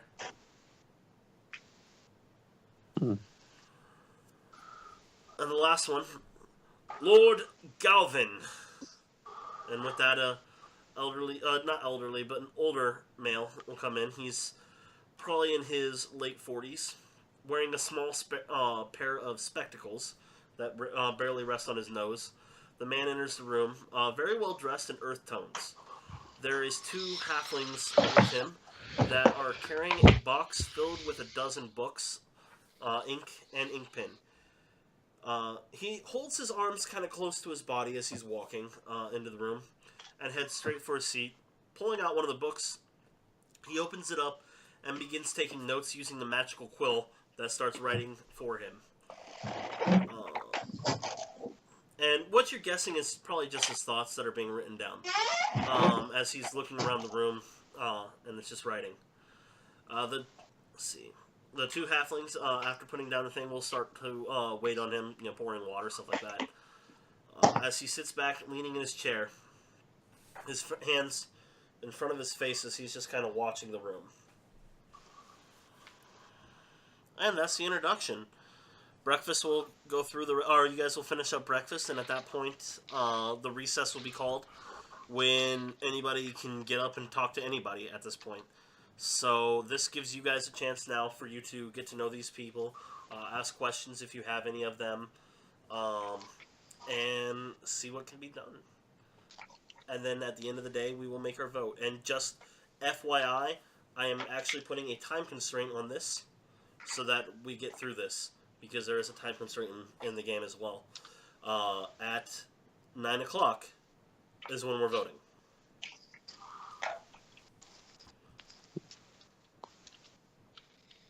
Okay. All right. So it's 7:51 right now. I suppose I will get in line to talk to Lord, what's his name? The guy. Galvin? Yeah, Lord Galvin. All right. I'll join him.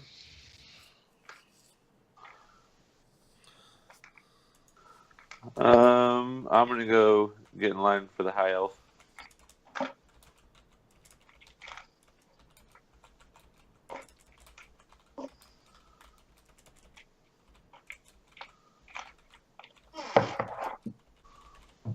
Well, since I'm hanging out with Gruck, I'll ask him what he thinks. I'm curious as to why the halfling is so distracted. I'm definitely going to be talking. No, actually, she's a gnome. No, sorry. So. The elf seems extremely snooty.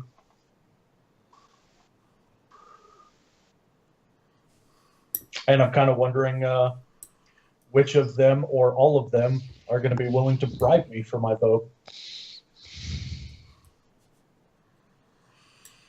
So the line for Galvin is the shorter one, although the longest line does seem to be going to the high elf at this point.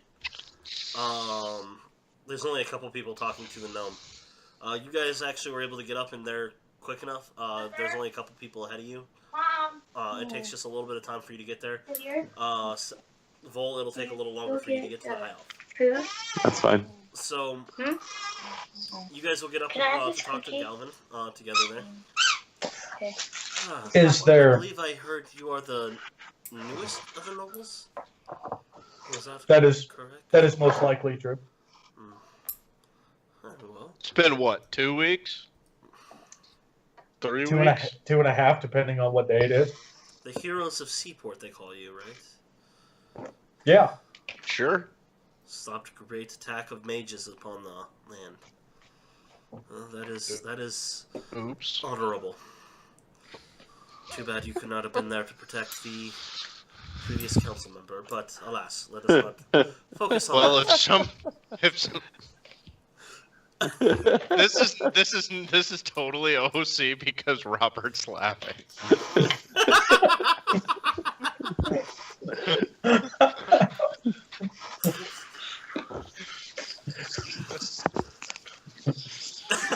Damn it, sir.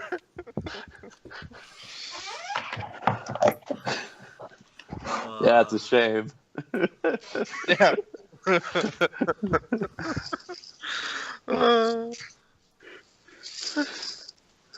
No, I'm just gonna let it go. Okay. Love you. So what can I do for you fellows? I'm sure you have questions.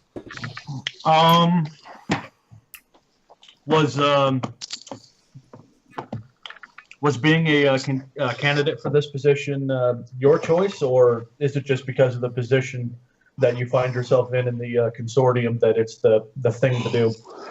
Well, with the consortium, if you want to be more involved, all you have to do is push for it and ask for it. I have always been trying to better myself and position myself for better places of power. It's the natural order of anything. But I did request this, yes, I did. I do not know if I will be elected, but I do hope I will be. I think I can bring great prosperity to you and yours. Specifically, what do you intend to do? Like, what do you plan to bring to the council to push things in that direction? Well, I don't wish to speak ill of any of my competitors, but unlike my competitors, I am of a shorter-lived race, so I tend to have more of an appreciation for life.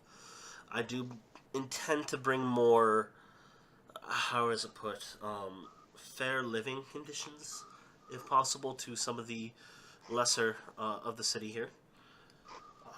I do hope to increase trade with the consortium, although that is not much that I can honestly do with that. What I can do is vote things here on the council. I will vote for bringing in as much trade as I can and helping the lesser beings as I can.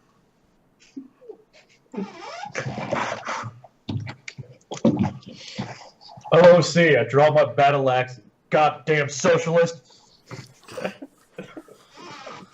I'm just kidding. Has your family always been that of noble status? No, actually. My father was the first one to actually make a name for himself. My grandfather actually was a farmer. That's why I actually wish to help the lesser. I've heard tales of hardships growing up and, you know, what an honest day's work actually should be, although I honestly have never had to do one myself.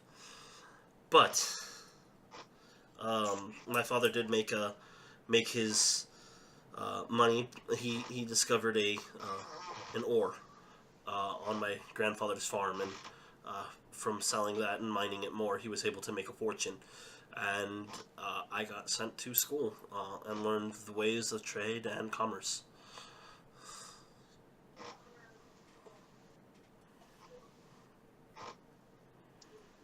I don't know. I will if that step answered to your the question. I forgot what your question was. No, I thought that was a fairly decent job. You actually robbed me of the next thing I was going to say. I was going to ask him to show me his hands so I could see if they were calloused at all, but you robbed me of that. I will step to the side, look at Saxon, and do you anything you would like to add to this? What are your thoughts on how to improve the living conditions of those who are less fortunate than we are? Well, one of the ways I think is actually to, well, I still am not as familiar with Seaport as I wish I could be. But lowering their living costs would be one of the ways of doing it so that they could have better money. Taxes should be lowered on them. Honestly, I think we should be taxing more on the merchants. But that is not a very popular thought amongst my party. Merchants Consortium, you know. But it's even if I have to get involved with them personally to ask them questions. I want to hear what they have to say. I'm sure they have better ideas for it than I have, since they're living it. What would help them better themselves?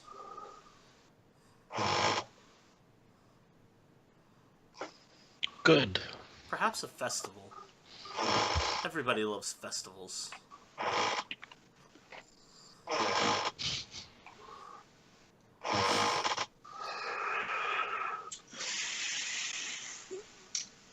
Have you ever considered just walking through town and asking people? That As is definitely opposed what I to intend to do if throwing I'm a elected, festival? but I literally just got off the boat last night at about midnight. This is my first time ever stepping foot on this island.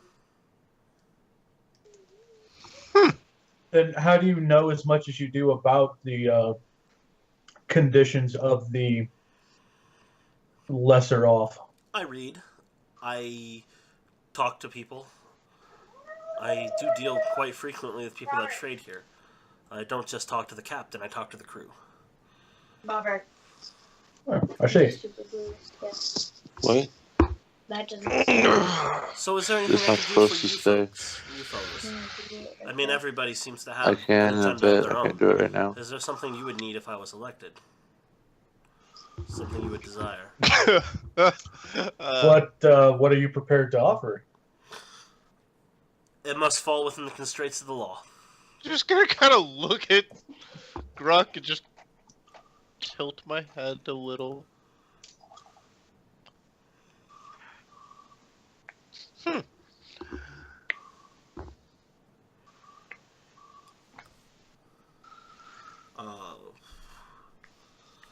Like I said, it must fall within the constraints of the law, but everybody seems to have something they need. Just depends. One of them guys I was talking to before you wants a statue in his image in the garden of statues, something that I can't actually even procure, but I can vote in favor for it if it ever is brought in. But You spoke earlier of vanity. you spoke earlier of your family having a history with manual labor. I have a nephew that needs to learn the joy of a hard day's work. Would you be able to have a position open or find a place for him? So help me God, if you're calling me your nephew, I'm gonna murder you. No, I said a nephew. I didn't say did you my say that nephew. in character? Because please tell me you said that in character. Was that an in-character comment, Saxon? Sure. He's just gonna look. The family resemblance is not something I see here. But yes, Thank you, sir. if you bring your nephew here, I'm sure there is some place we can find. I mean, if not personally with a political connection, I do still own a fleet of ships. I'm sure I can find a proper place somewhere. I like this guy. How about you, sir?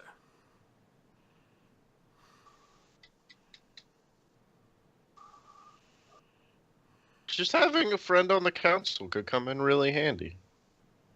I can't tell you I have anything right now, and obviously,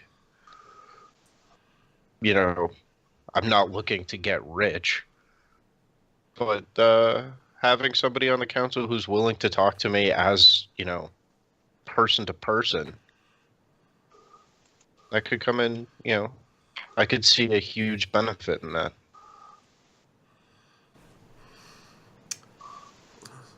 So, to summarize things up again, just so you have it fresh in your mind before you walk away, I do want to help the everyday man. I do want to pull some of the power away from the wealthy elite, even though I am part of the wealthy elite. I want better living conditions for everyone, and honestly, and I know this one's a little iffy on political stance, and I probably shouldn't even be saying it to the likes of you two, but I would like to pull a little bit away from the dependence on magic as much. You never know when something may fail. I believe that a hard day labor is more beneficial than an unseen servant doing the same work. One mage is making the same amount as 6 workers because he has magic doing it for him. How is that fair to the workers who don't have access to that? While I do not disagree with your statement, I personally believe in a good balance of both. I believe that nobody should rely on magic, and they should be willing to do the work themselves. And your muscles definitely claim that. I have not always had the assistance of magic. So that are my thoughts in summary. Well, I appreciate your time, sir. 2 notes. I'll shake his hand and move on. Yeah, offer him my hand and, tell him that no matter what happens, I think his goal is admirable, and if there's anything that I can do to help him out, he should just let me know. Okay. The line for the High Elf has grown increasingly, although Vol is getting close to the front of that line. The line for Hagak, the gnome, is considerably shorter. I'll look at Grok and be like, "You want to check out the gnome?" My thoughts exactly. And as soon as we get out of earshot, or at least relatively so, of I already forgot his name, Galvin. I'm gonna look at Saxon and be like, "That's a hell of a start." Yeah, they're gonna have to swing for the fences to beat that guy. All right, so the next thing, Vol, you'll get up to the High Elf. Okay. As you get up there, she gives you a slight bow. Hello.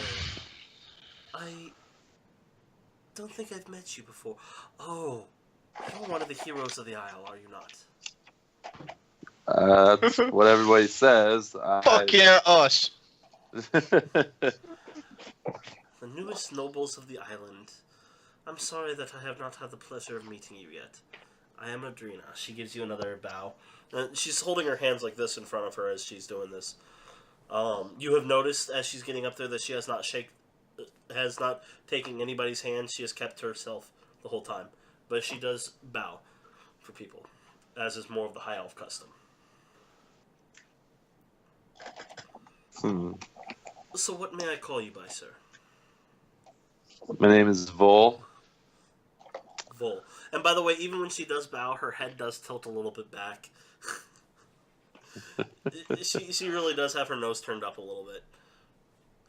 So, do you have any questions for me? Yes. If you're voted in, what are your goals? Well, to bring the most commerce here I can. I want to decrease taxes on merchants so that more people are willing to come here to do trading, which will actually help improve the flow of goods here and increase the profitability of the town.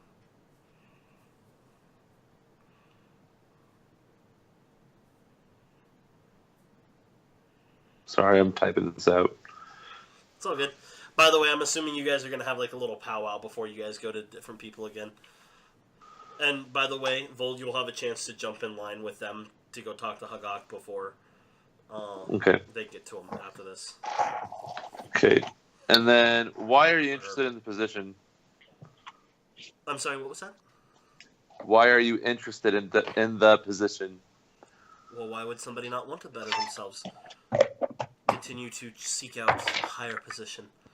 And being of a longer-lived race, as you are, you understand, we have a position of wallpaper responsibility to those that don't live You as don't know long, my password, only unicorn to can open. help help them understand the history and share our immense knowledge and wisdom with them.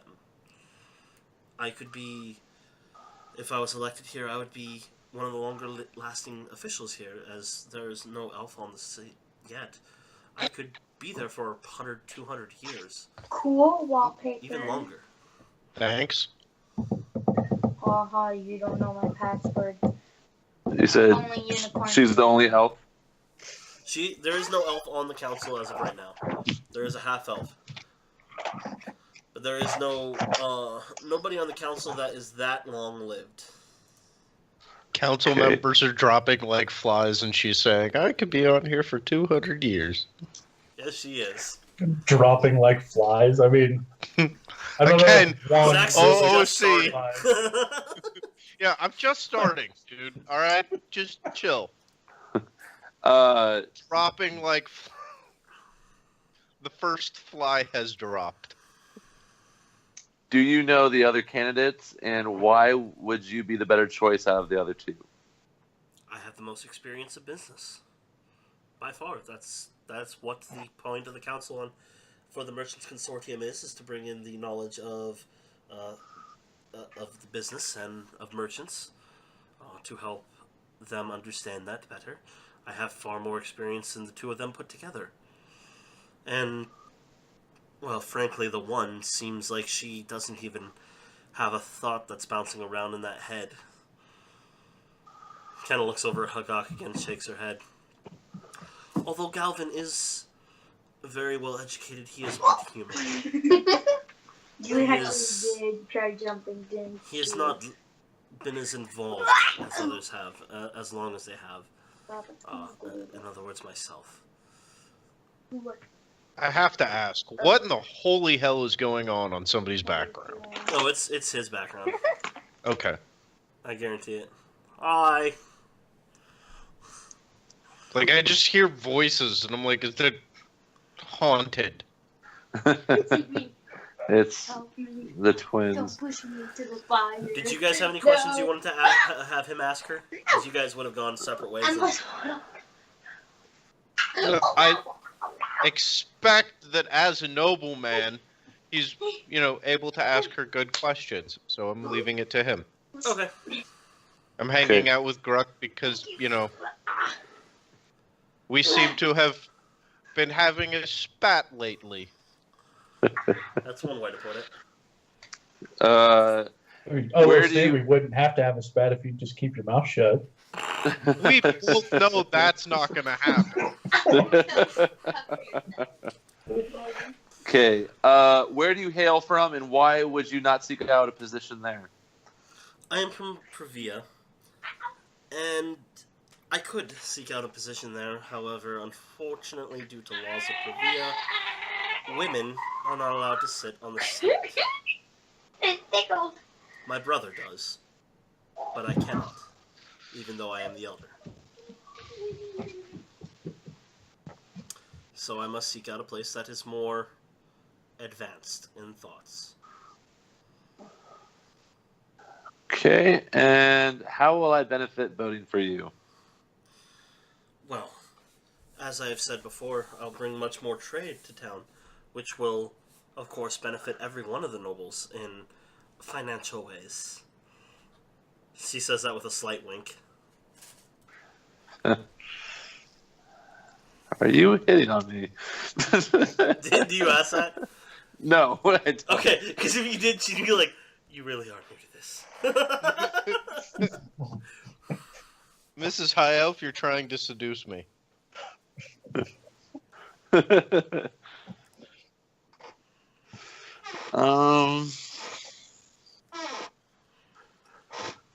don't know. I can't think of any other questions.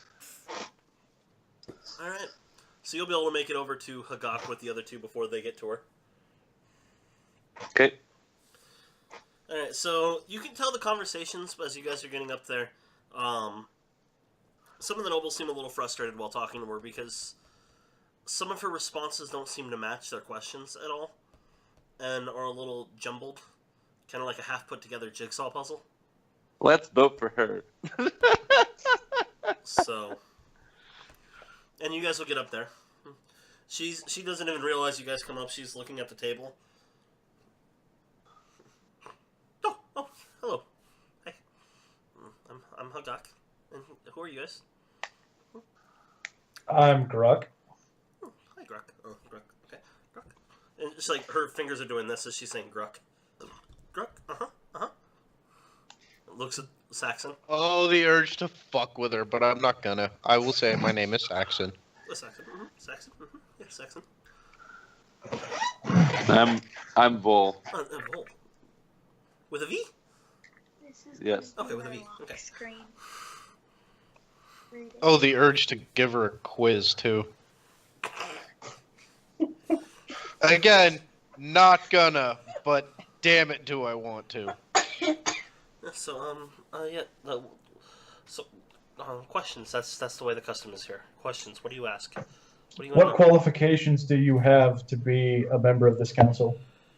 Well, qualifications. I'm a merchant. Kind of a merchant. I actually am more of an inspector than anything. I have a very fine nose for detail. I notice things to the finest detail, and she keeps looking past you guys, and like she doesn't seem like she's focused on this conversation. She's looking at everything as you're talking. I do have a very detailed memory. I remember a lot of things, Gruck. I remember almost everything. Why in particular are you seeking this position? Because I think I could do very good here. There's a lot of things here in Seaport that's needs automating. It needs a lot. There's too many. There's Automating how so? efficiency. There's not efficiency here, and I could help bring about a much more efficiency. Micromanaging is actually something I'm very good at. Very very good at micromanaging with situations. They're very efficient here. Could you give me a specific example of something that you have micromanaged successfully? Well, my business. Such as, what is your business? I search through and find better than quality gems than what people have thought they were. I have an entire people now that actually are dedicated to inspecting gems, and we make a profit by buying them from merchants, what they paid for them, and sometimes a little more, and then we find the ones that are quality in there and can sell those, usually to actually your kind. Wizards. Wallpaper. A lot of those And will go there unicorns, for tent, magical a components, moth. and sorting. That's pretty easy actually when you get to know what you're looking for. Yeah, it's just figuring out the best process for weeding out the pure from the unpure.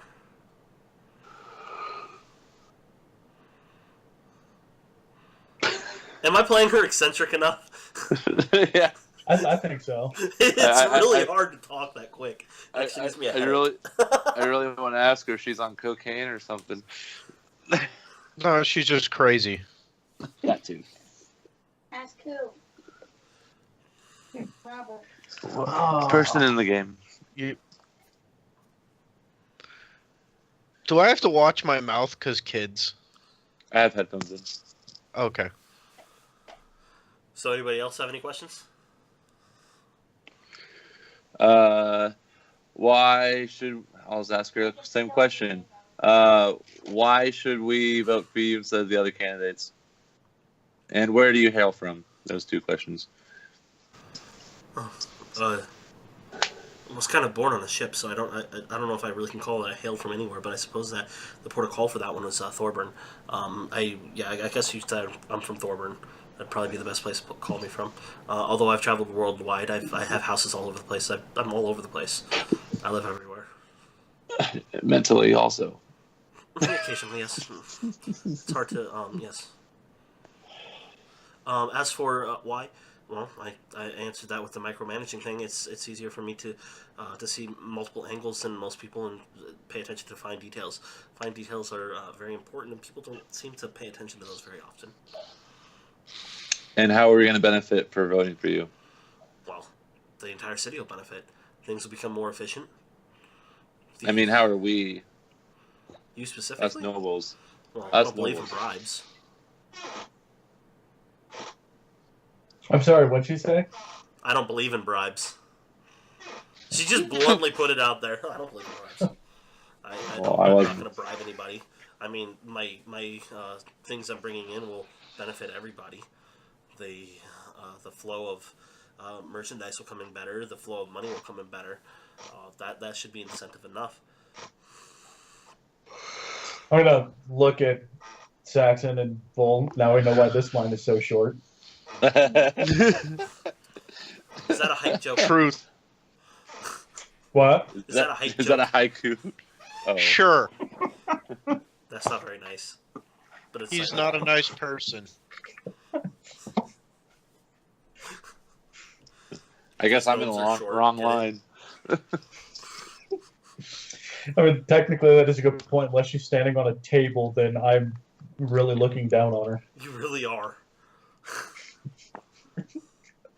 That's why she is that a hype joke? Because you said the line was short. Let's see. No questions from Saxon, huh? No, like everybody else is asking pretty much the same things I would want to ask. What are they going to do for the town? What's in it for me? That kind of thing. And I'm also pretty well sold on the on the dude. I should say that I do believe that one of the things that needs to be done here is people depend on magic more than I think they should. Although magic is very important, especially for powering things. There's advanced thoughts out there, technologies that can be made that should be looked into. I think would help automate things a lot easier.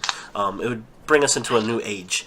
But I don't see a lot of people actually caring about that. But you seem like you're forward-thinking people. You might actually care about things like technology, interesting things, flying machines. See, you've mentioned a couple of times now automation. Are you referring to like automating the labor force? Have you heard Like- of a conveyor belt? It's No. a giant belt that goes on turns and it brings things down. You can put lots of things on it and move it quicker than people handing it from one person to another. It actually helps unloading a ship far quicker. I've only seen it one time, mostly because they're not very thought very well. People like to hire people instead of this. I don't understand this whole thing. It's machines, but it would help actually unloading the processes much quicker and would help transport things around a lot better. There's also horseless carriages that are being made now using a combination of magic and some wheels and a thing called steam. Now, specifically, you mentioned this this conveyor belt that would make unloading ships easier.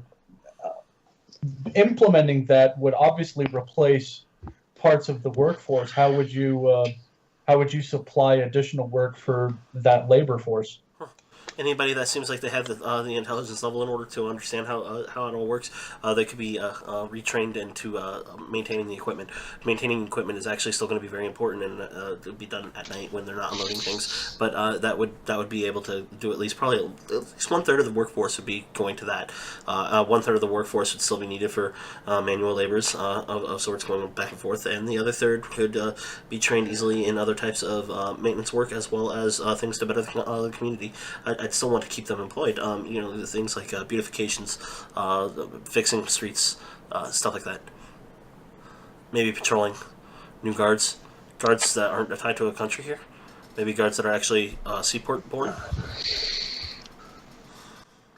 OOC, we should just take this idea and implement it for ourselves. And patent I it. was actually kind of thinking the same thing. Vote her down and then just do what she said. Be like, bitch. Now Figure out how to make the stuff ourselves.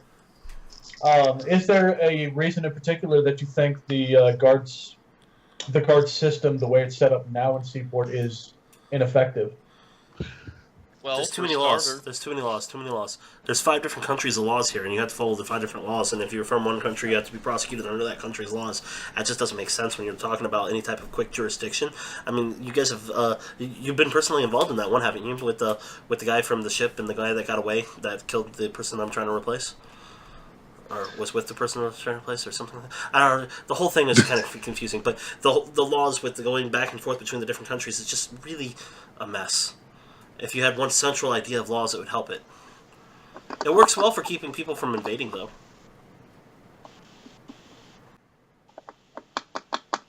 You mean the current system or having a unified system? The current system. Well, Since yeah. there's basically Every Clearly, country that's has not a the state. case. What? Well, with the Worked exception well of for the keeping people from invading. Like, wasn't that? I'm talking about armies. Oh, okay. well, yeah, like a full-blown invasion, I guess. Because there's a standing militia here from each country that will rise up and it will cause a world war against that one country.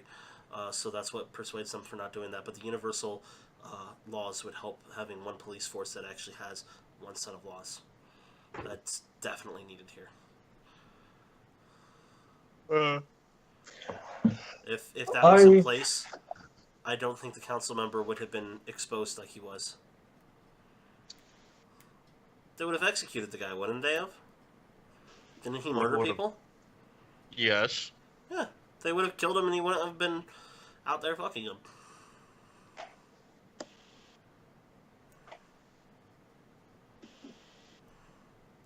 I don't believe I have any more questions. She thank doesn't you for seem your to time. have any concept of what vulgarity is when it comes to conversation. Yeah. Well, that's fine. I mean, yeah, that's fair. So, My thought, once we leave the line, my thought is we don't let her get on the council, but we hire her.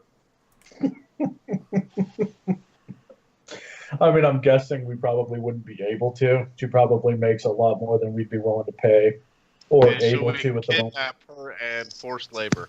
well, she's not going to make a lot as a council member, honestly. That's more for political points. So she's interested in something more than finances here. Actually, all three of them are. That's clear. I'm guessing even if she doesn't get voted in, she is going to do very well on a business standpoint if she chooses to. If people can stand being around her. Yeah. But it does make me very curious as to whether or not Mr. Galvin would have any interest in a unified central government as opposed to all governments having separate representation. Well, you do have time to talk to all of them, so you can go back and ask more questions. So the three of you as a group can just say, hey, we're going to talk to this one. You got another 35 minutes. I would like to go back in line for Lord Galvin, and it is entirely for that question, just to see what gauge his response on it. Trying to figure out what Pink's looking at. There was a noise. I'm trying to figure out where it's coming from because I'm the only person in the house. Move your camera slightly to the side so we can see the doors, and we can let you know if somebody's about to kill you. Nah, I'd rather it be a surprise. All of a sudden, It's a lot less painful that way. Hey, Robert. Yeah. You sniping, Hang on. I'm guessing this would have been a lot cooler if you didn't take so That's long. how it's said. Oh. Hold on.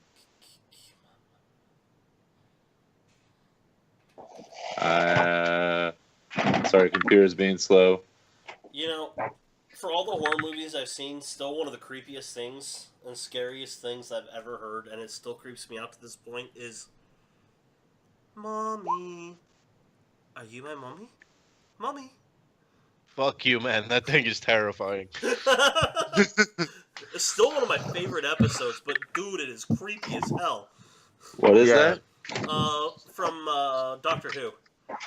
Bad Wolf for life. Hey, and what's there's that? occasionally times when Kayla or Chloe will say "mommy" just like that, and I'm like, Nope. Get out of here, demon child. "Mommy." No, you know what's really scary is when you're just sleeping and your kid wakes up in the middle of the night and is standing right next to you over the bed, Oh my and you God. wake up and you're like, Jesus Christ! I have actually woke up Kayla. This is before I was on overnights. Do you want to go check out the noise? Yeah, I'll be right back. Okay. But yeah, there's times that I was waking. I opened my eyes and Chloe is just right there. Yeah. And I jumped so hard, I jumped back on top of Kayla, fell off the bed on her side of the bed, woke her up, which she jumped up and screamed out, which woke up Daxton. And yeah, so it's just all because of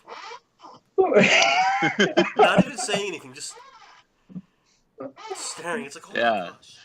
Yeah, that makes me hate horror movies with little kids even more.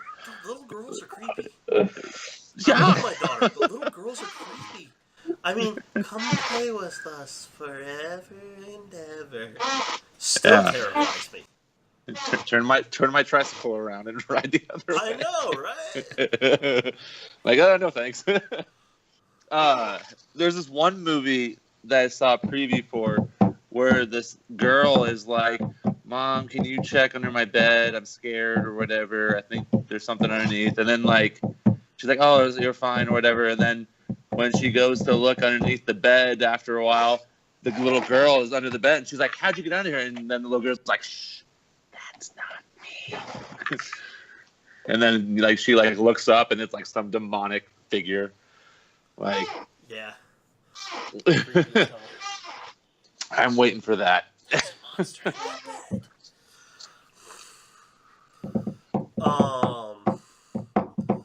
Yeah, like Silent Hill. You've seen that, right? And then Yeah. That little girl still creeps me out in that too.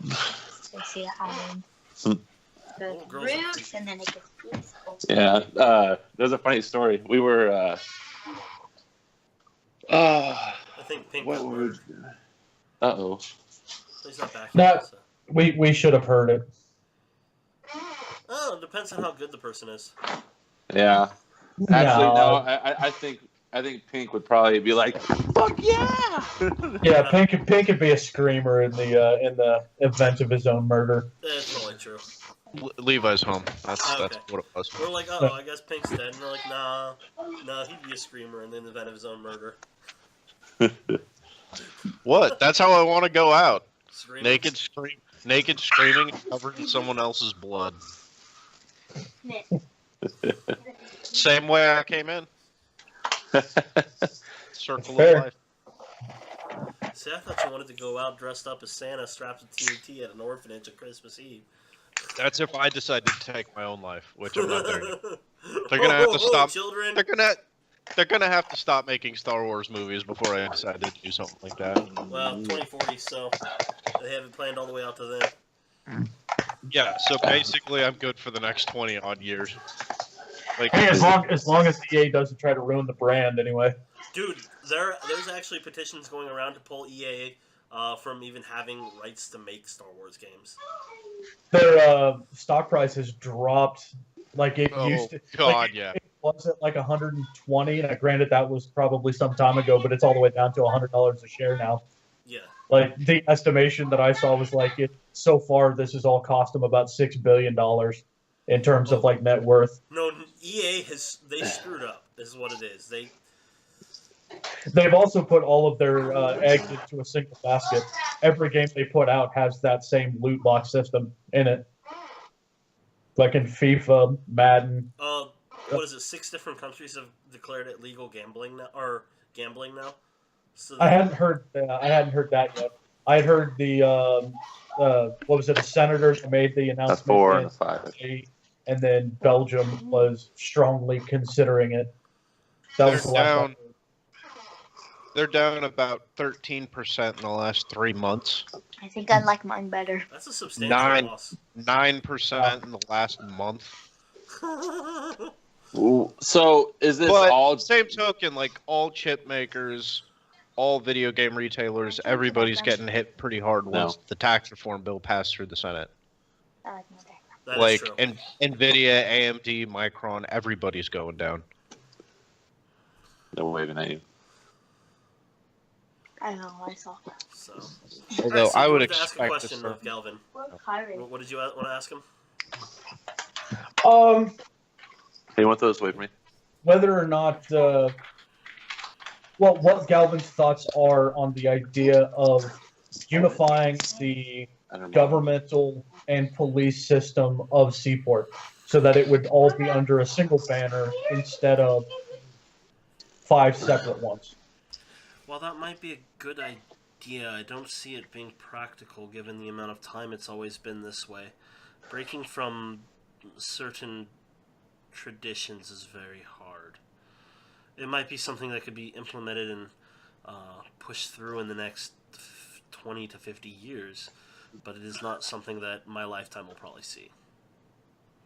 Would you be willing to start down that path? For instance, maybe a small beginning would be commissioning a separate police force for the city of Seaport. I would have to feel out the other council members to see if any would actually be willing to even consider that concept. I don't know if it's something I would be willing to take on alone.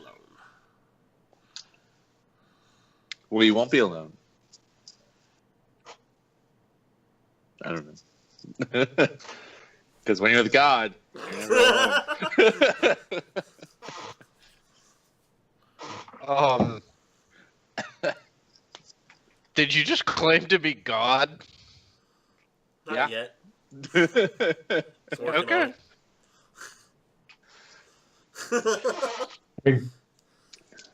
Based off of stories that I've heard, that claim has already been made. So you're now second in line.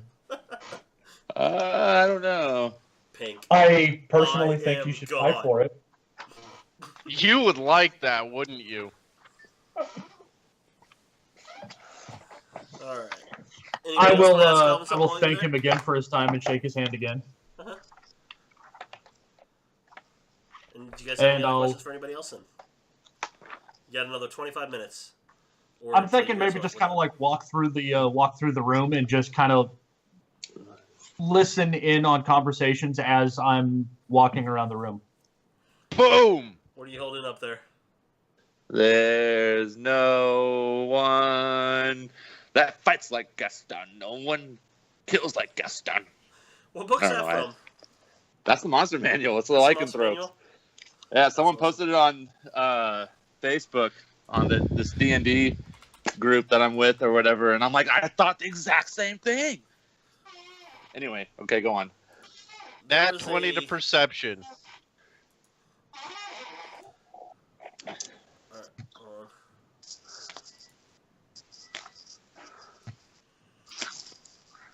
I have to drop this in here. You guys are on Seaport's map, right? Yeah, okay. What are you dropping? And what are you perceptioning? I'm just listening into what other people are saying. Oh, okay. Whoa.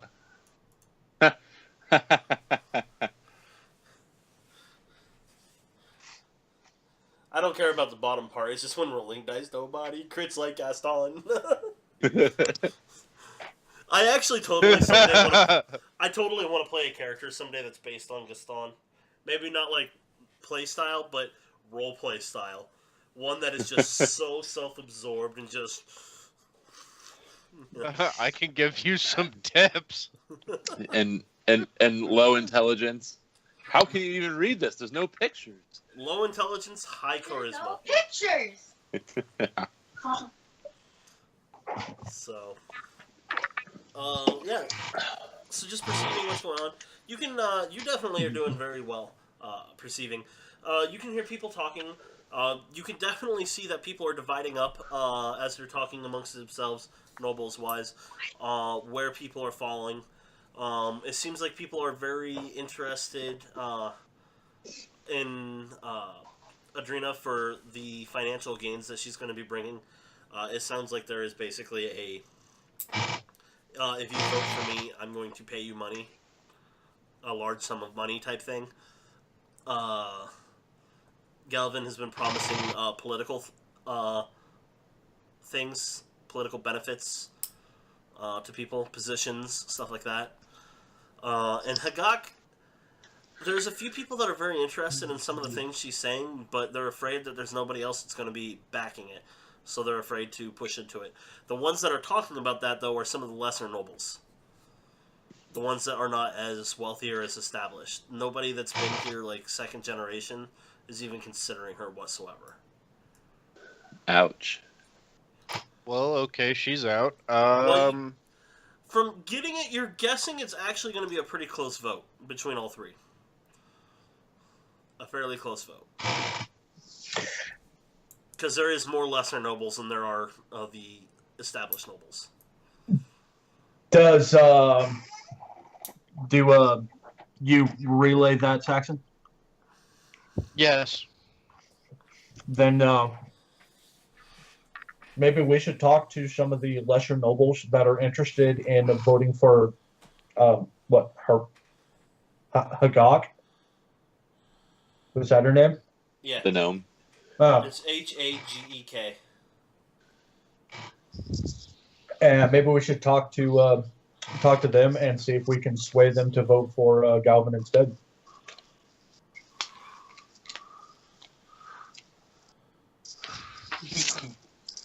Well, what are your guys' thoughts on Adrena, or whatever her name is?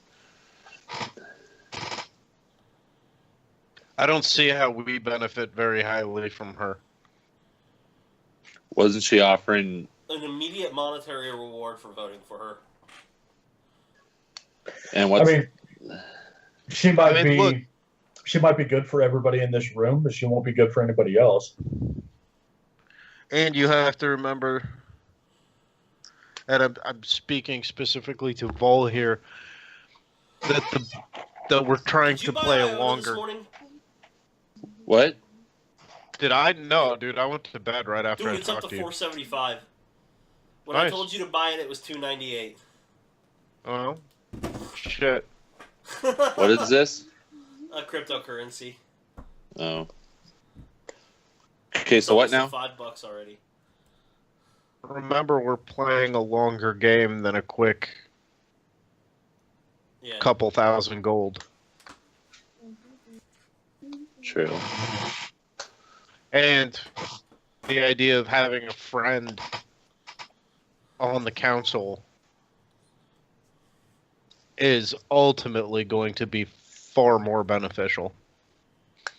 Well, yeah. I didn't really listen when you guys talked to Galvin because I thought we were gonna each do them individually or whatever. Well, if you guys So- want to pass on what you learned from Galvin, then. Well, he's somebody that believes in a hard day's work, and he wants to do what he can to help people that are at the lower end of the spectrum. Yeah, like us before we became nobles, basically. And people Which without I- magic. He did say that too. Yeah, he does believe that there's an overdependency on magic, which I think I would agree with. I believe more in a more of a balance, than he does. But I do agree that there is maybe too much dependency on magic. And personally, I very much like the idea of us running a guild hall or something out of our estate, training like sailors or something, and he would be very good for the people that we would hire.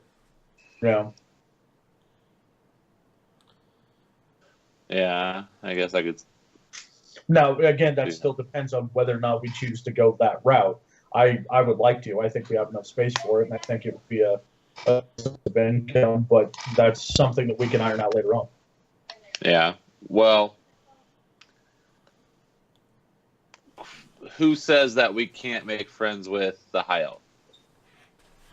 I'm sure we can, but you probably wouldn't be terribly surprised from what you told me that I'm not going to like her on a personal level. Where, Galvin, I think I can get behind personally. Also, look at her as a person.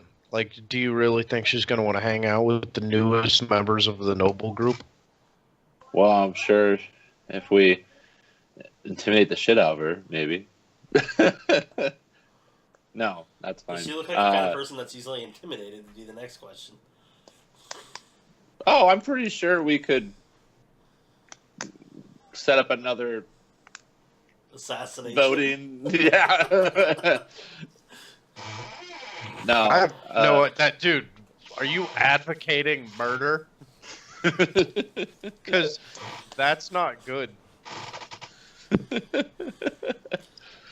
You hear Warwick in your head. How's it not good? You know what I'm talking about. It's the best thing.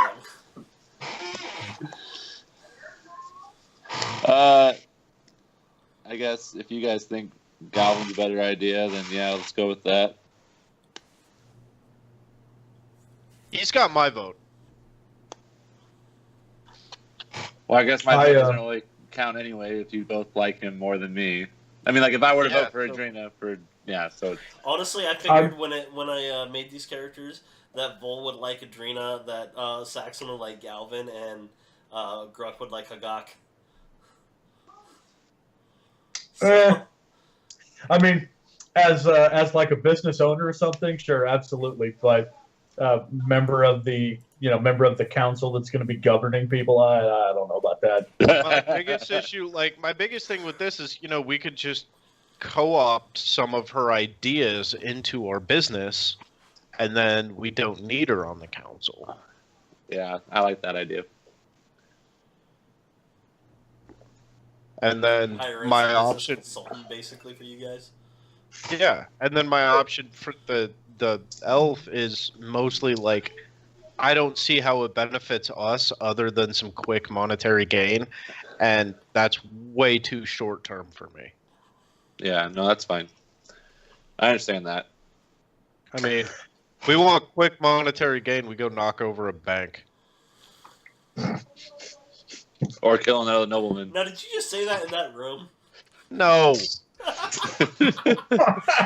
I figured this conversation was in character. That's why I was like, wait a second. Okay. Well, he's been saying knock over another nobleman in character. If that's the case, he's been basically... No, sorry. OOC. I figured it was. I just had to ask. I figured it was all OOC. Yeah, if he wants to confess to the murder, by all means, I'll let him take the fall for it. But... No, I got other plans to do with my life than sit in a cell. And watch you guys you think you'd fuck sit around. in a cell for murdering a council member? That's rich. So I You're right. we You're are right. in I would have to kill the whole town. Oh no, I'd kill the whole town, and then I'd leave. Before me. See, we can get those 1,000 wizardlings and 1,000 apprentices. hire them for the day to kill as many of the townspeople as we can. It's called genocide. That's going to be one hell of a persuasion check. Oh. To So talk you a guys bunch try of to convince kids some of into the other going nobles through the to town, vote for killing Galvin? everyone they find. I got a 6 persuasion. Actually, I'm curious, what's the line? When does it stop being mass murder and start being genocide? Go ahead and Google that. No! I'm not going to do that. I'm sure the feds are already tracking my internet activity. Just because of the random shit that comes into my mind in the middle of the night, I wonder, Google. I'm sure they're already alright, keep an eye on him. That's why you At which point they figured out that I like to Google random crap and watch a lot of porn. Dude, what you do is go to Concordia when it's in session, walk into a computer lab, look it up there. I mean, it wouldn't be the worst thing I've done on their computers. And then on the computer next to it, look up how to, or do something like, just look up the word school shooting and leave it. Oh god. No, because if they have anything under camera, we both know that Concordia would love to point the finger at me. It's been a decade, and there's still probably people in the office how do we fuck over that asshole? Oh my god. Oh yeah, the amount of porn that crayons printed out in those computer labs. It's just freaking hilarious. Oh my gosh. Alright, so, what are you guys doing? You have another 13 minutes. Going around talking to other nobles that were interested in voting for Hagak. and talking them into voting for Galvin. Alright, give me persuasion rolls. Yeah, I'm going to tap Saxon on the shoulder for that one. So, Grug's just like, I'm gonna sit down and eat. I will make the introduction. How many do you want? Well, there is at least 8 people that are very interested in voting for Hagak. Some of them are more so interested than Jesus others. Christ. We got 2 rolled so far. Will you knock it off and let the professionals do this? I have a +10. So do I. No, I don't. I have a 6. Fuck. There's 3 rolls. 4, 5, 6, 7. What the shit? Why is it going down? Oh. Hey, let the professionals do this. Well, it can't get worse.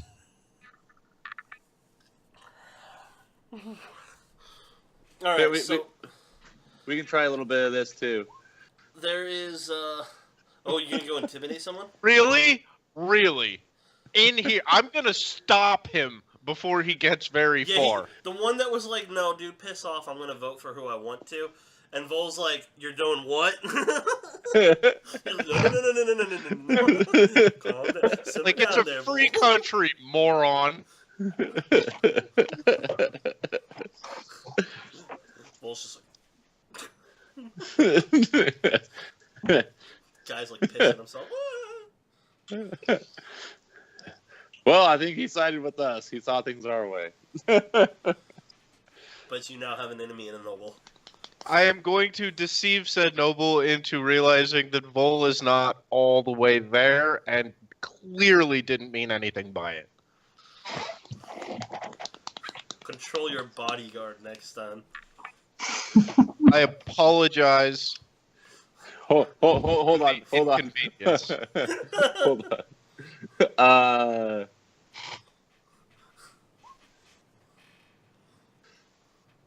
That's nobleman bodyguard for you, man. What's up? Will you shut up? That's in character, by the way. That might be enough to just prove the point. What's up? He's just like, you and yours are crazy.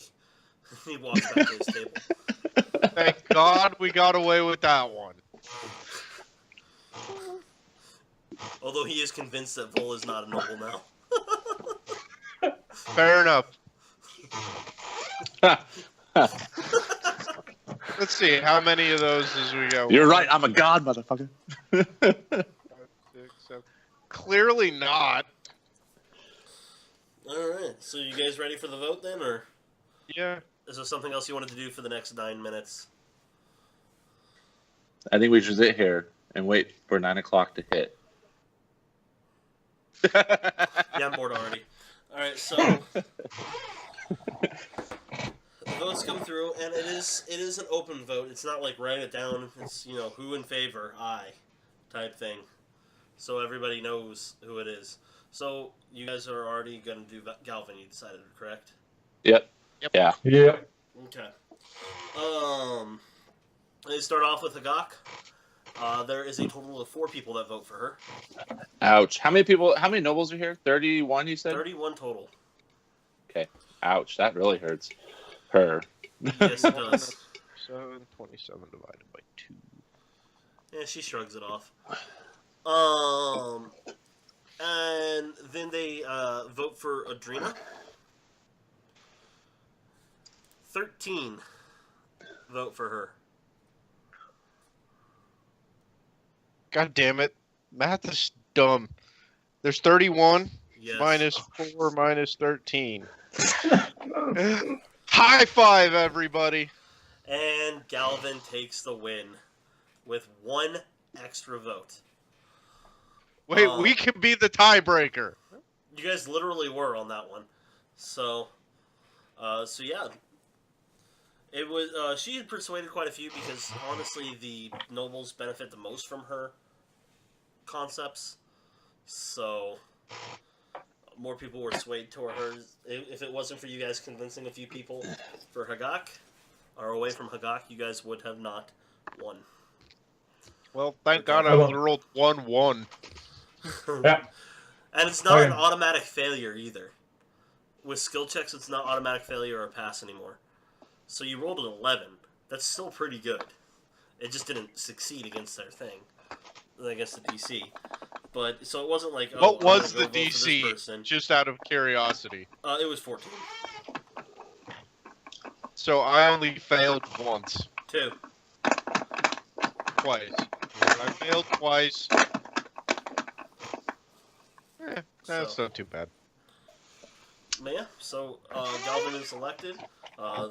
There's a drinking celebration afterwards, so it's you guys have had 3 square meals. Everybody's sticking around to drink.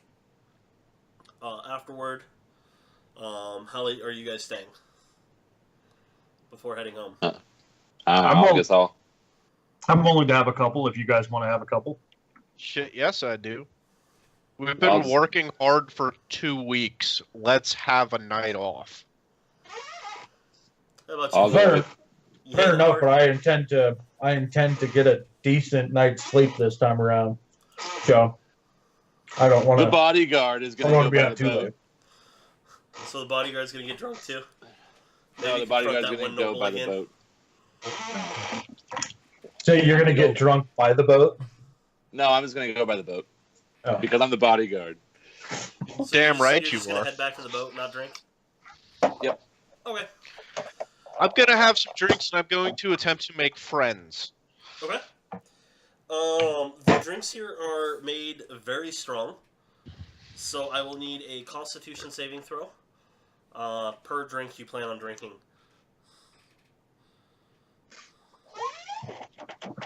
Well, I did say I was gonna have a couple, so I suppose that'll be. Ha! You're both kind of tipsy, but neither one of you are, sloshed by any means. By the time you guys are leaving, making friends are fairly easily. The nobles are more than willing to talk, especially since you are a noble now. Although it is easy to tell that a lot of them do still look down at you as a lesser. You're not actually equal to them, but they are at least cordial to you. The goal with this, aside from the drinking, and I can maybe roll like a performance check or something if you want me to. I don't care if they think of me as a lesser noble. I want them to think of me as a good noble. Okay. Yeah, give me a persuasion check as you're actually discussing everything with them.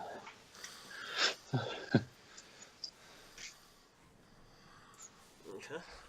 Like, I want them to like me, is effectively where it's going. I want them to think favorably of me. They might, Yeah,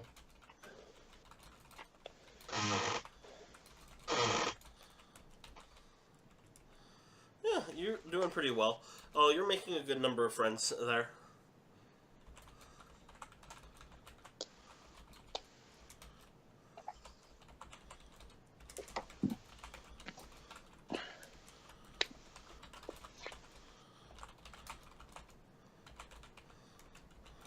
And I'm going to tell our new nobleman friend that when he goes throughout the town, like, because he had talked about doing that, to let me know I'll go with him. I have a good relationship with the people. Okay. We'll take you up on that offer.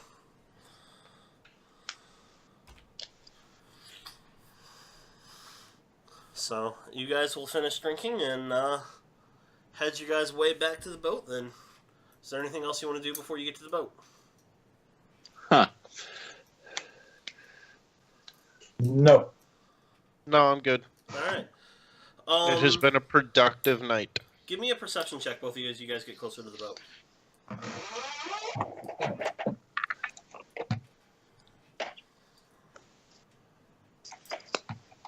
Alright. Yeah. So as you're getting closer to the boat, Saxon, you're looking around, you're pretty sure they're looking for somebody. There must have been some major crime that happened today. There is quite a few guards out, and they're like, with torches looking over the dock sides, all over the dock areas. It looks like probably about Probably about 5 times the number that is usually out on patrol.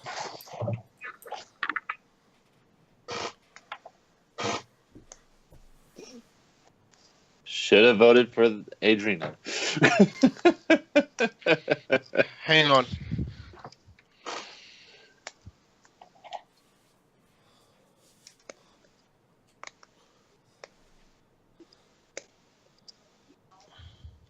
Did you want me to roll perception, Matt? No, For you've anything? already watched Okay. it.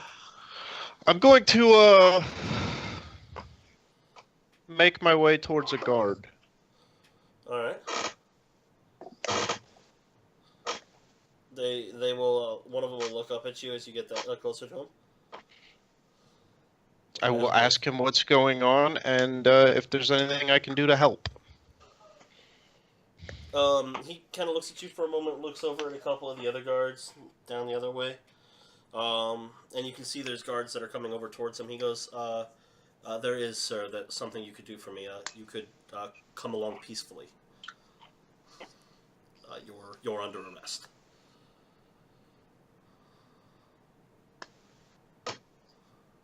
Really? Yes. May I ask for what? For the murder of a council member. And who am I meant to have murdered? The council member. As well as the murder of the guards. That's what you are under arrest for. As I said, if you wish to help, then come along peacefully. We are authorized to use force if needed. Look at Paul, he's like... Holy shit. Look over at Grok and go, well, I guess we'll see you guys in a little while. Lead the way, sir. They will take you to, not one of the actual set prisons. They take you to the city hall, to a city prison. Which you can tell is actually magically barred as well. So, but they are very polite to you as they are. You are a noble, so they are trying to treat you with more respect. I will fully cooperate. Okay, they will take you to the jail. So, and they say that in the morning, they will talk to you in the morning about it. They're not authorized to say more at this point. That the chief investigator will talk to you then. So Okay. get as good a night of rest as you can, and see you in the morning, I guess. There is a total of 10 guards that are posted outside of your jail cell. Inside, and when you look out the window, it looks like there's at least a dozen on the outside that are keeping an eye on you.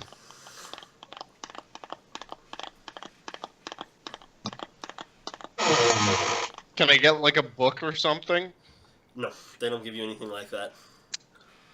It's late at night. You could sleep. Yeah, alright. Not even a Playboy? Not even a Playboy. Not even a Busty Barmaids, Volume 27.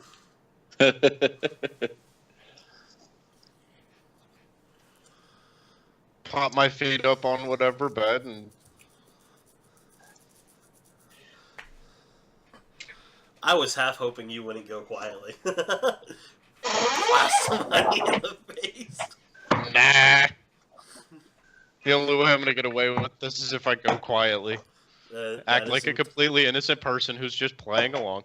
Entirely true. You would have to do it, go peacefully if you want to even stand a chance at getting out of this. So the night will go by. Is there anything Vol, you or Gruck want to do or talk about? I don't even know what to do. Were we in eye shot of the docks? Yes. You were pretty much right next to the boat. I was at the boat. Then I suppose when Saxon agrees to go along peacefully, then I'll probably just approach the boat and Vol, I guess. Head home and go to sleep? Sure. If you didn't hear, apparently they've arrested him for the murder of the councilman. Huh. This makes sense. No, that's just kidding. Your Well, character isn't shocked.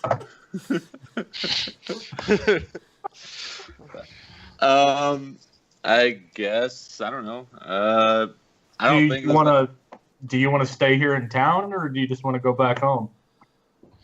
Well, if he's gonna be in a cell all night, I'd rather just go home. Nothing we can do. Look at Pink. You could break me out. But I have shit I want to do. Can you feel the love? Yeah, I'll remember that. Seriously, Friends aren't even friends no. aren't even like making inquiries, trying to figure out what's going on. They're like, oh well, fuck him then. No. Yeah, let's just launch a two-man It's also assault like, against you know, the magic late at fortified night, there's not much jail that in the can be done center of yet. town. I never said you had to launch an assault. You could, you know. You said break me out. Well, it's that's an option. implies launching an It's assault. not a recommended option. I probably wouldn't. You could kill all the guards, and I'd be like, nah, I'll stick around, see what's up.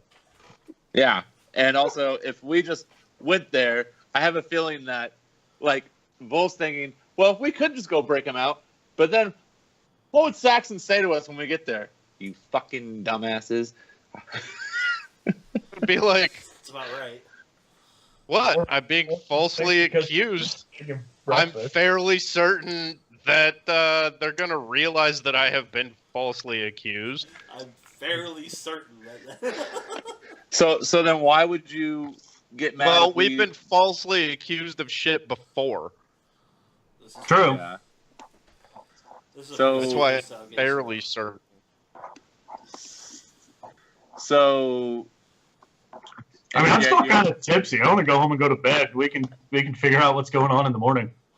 You know what? Screw it. Nope. We'll stay. We'll stay by the boat just to make Saxon feel that peace of mind, even though he has no idea that we're making any of these decisions right now. You're gonna No, sleep I'm on like a rowboat. Pink's making fun of you. Saxon's just like, well, okay then.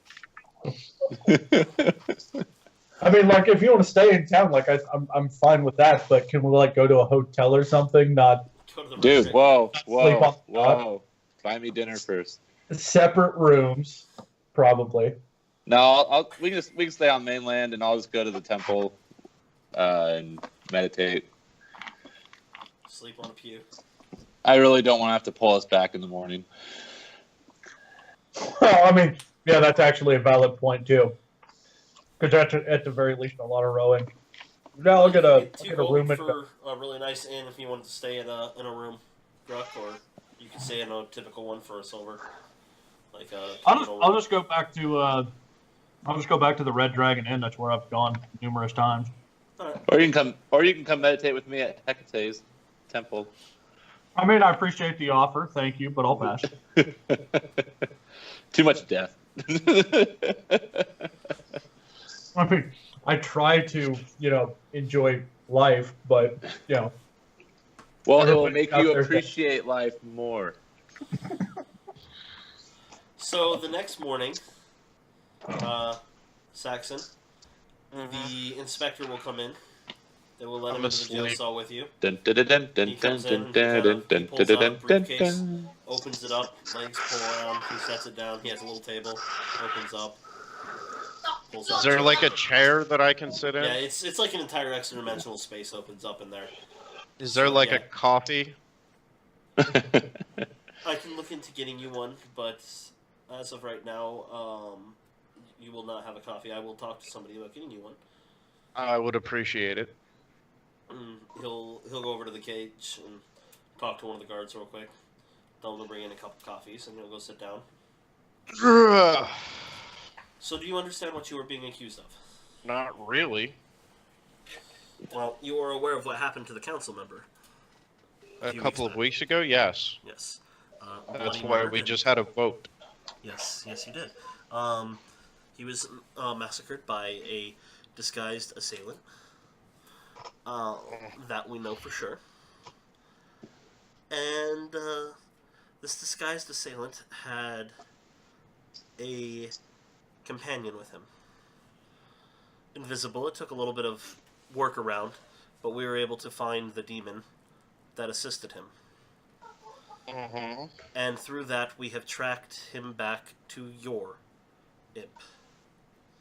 So either your imp is in cahoots with a murderer, or you are the murderer.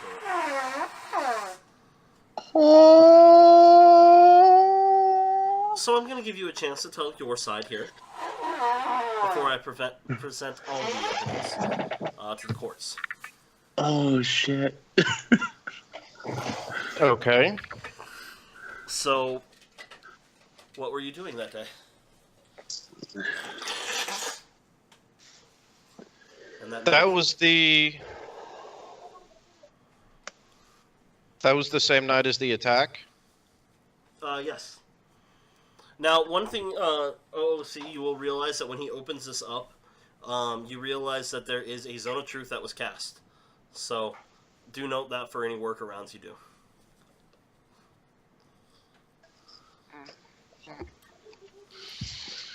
So you cannot willingly lie.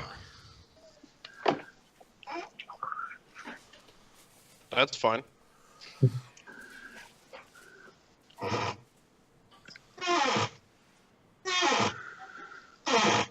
It was the night after you and your compatriots became heroes of Seaport.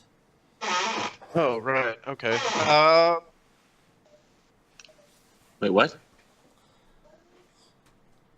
The Yeah, day you fine. guys became classified as heroes of Seaport was when you saved, when you stopped the attack on the God's Tower, and it was that night Oh. that the council member was murdered. Okay. Well, yeah, I got that, but I thought we were acclaimed heroes when the first game when the gods were battling and. You were starting to be considered that, but now you're known as to everybody as heroes of Seaport. Heroes of Oh. Seaport. Well, thank you for clearing that up. What's the name of the dragon again? I totally forget. Zerat. Zerat. Well, we're going to have to get a few things clear.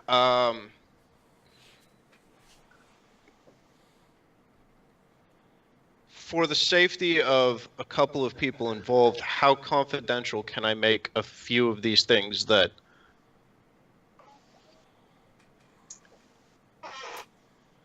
will, how do I put this? Assist with some context. As of right now, the spell that comes with my table here, it allows me to show the events here if I wish it, but nobody else can hear or see anything that's happening in here until I deem it worthy. There is, of course, a couple others that can, who have magic powerful enough to pierce through it, but it is very few people that can. Because certain things happened that night that if other people were made aware of, they would strongly attempt to kill a friend of mine. Okay. And in order to appropriately answer some of your questions, you would need to be given some context, and I need to have certain assurances of his safety. As long as he is not a co-conspirator, I don't see any reason why he would be implemented.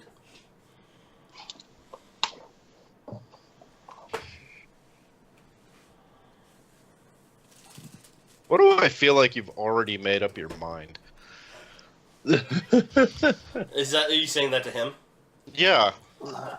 Because evidence is very hard to deny. But, after I hear what you have to say, I will re-look through all evidence through your eyes and see what there is to be said. Okay. Right now, all that I have that's speaking to me is the evidence, not testimonials. Are you aware of an individual named Zerat?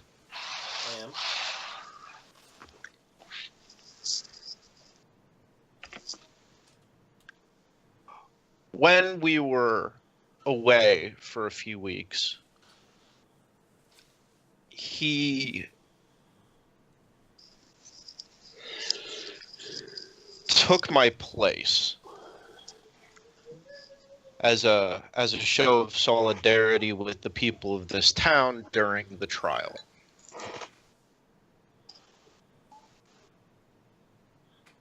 And on the night of the events, he was with my companions, unbeknownst to them, for the vast majority of the night. So, even though it's going to look bad, I was, in fact, by myself that evening, attempting to further certain goals that I didn't want my companions to know about. And those goals would be?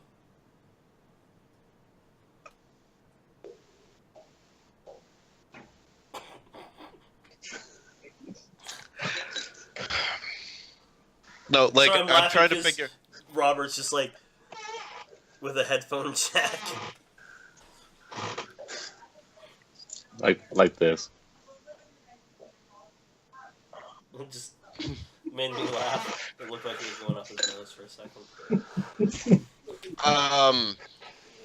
that used to be nice.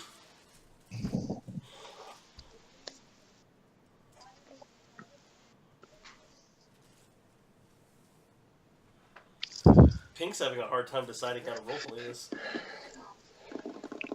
Thing It's is, kinda fun. mostly because more than one person is listening to this, and I don't want to give things away yet. Tell him to put earmuffs. Yeah, can we mute the other party? I can take my headphones off. Is that what you want? Yes, please. Would you prefer it if I did not listen to this as well? Personally, yes. Alright. Just wave or I don't know. something. Yeah, shoot me a text or something. I will shoot out a text. I'll send a text out when it's good. Alright, Alright. later. Did you catch that, Robert? Yeah. Okay. Am I good? You're good.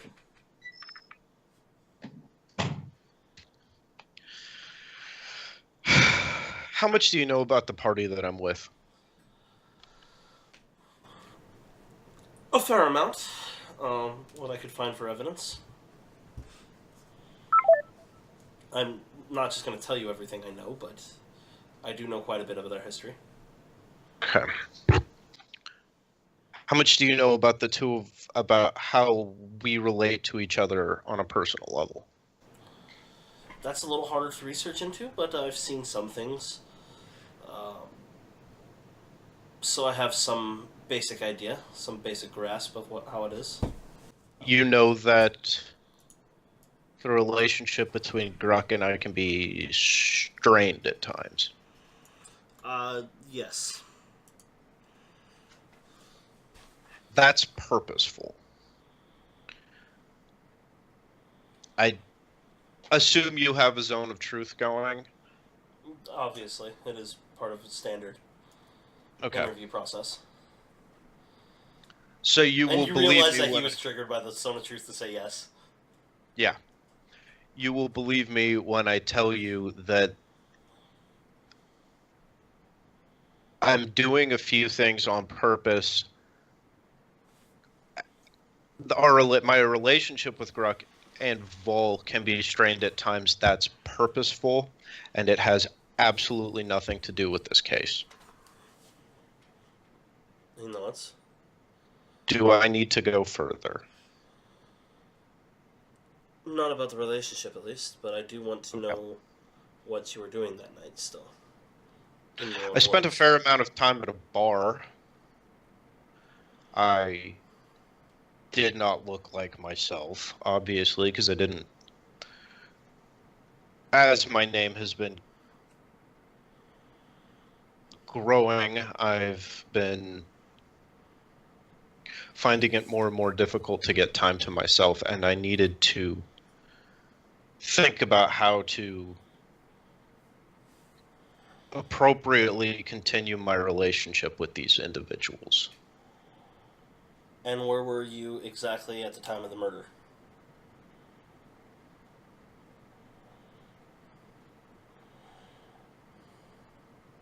On my own. On your own at the time of the murder. There was nobody else present in the room when you were during that time of the murder.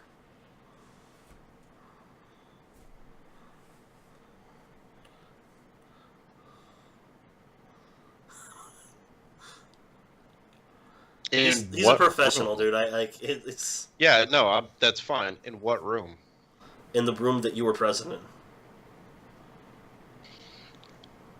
at the time of the murder. Any other sentient creatures whatsoever? I'm sure there were. Couldn't give you names. Ooh. I don't know if you can say that.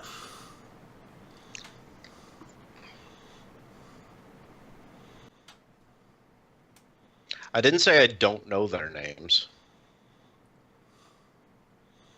Okay. That's what it implies. That's what it implies. I'm allowed to imply things. Okay.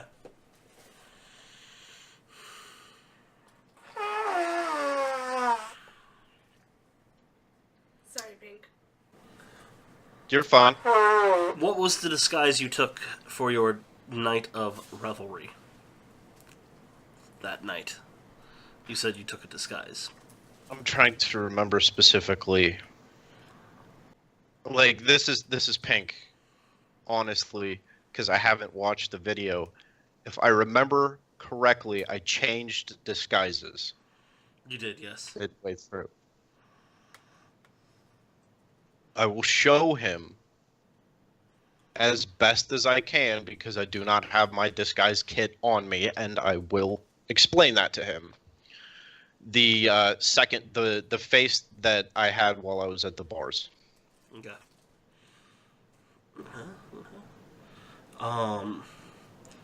And as you are a demonologist of sorts, first, where is your imp right now? I believe he's at the house. Second, do you have any accounting of his whereabouts that night?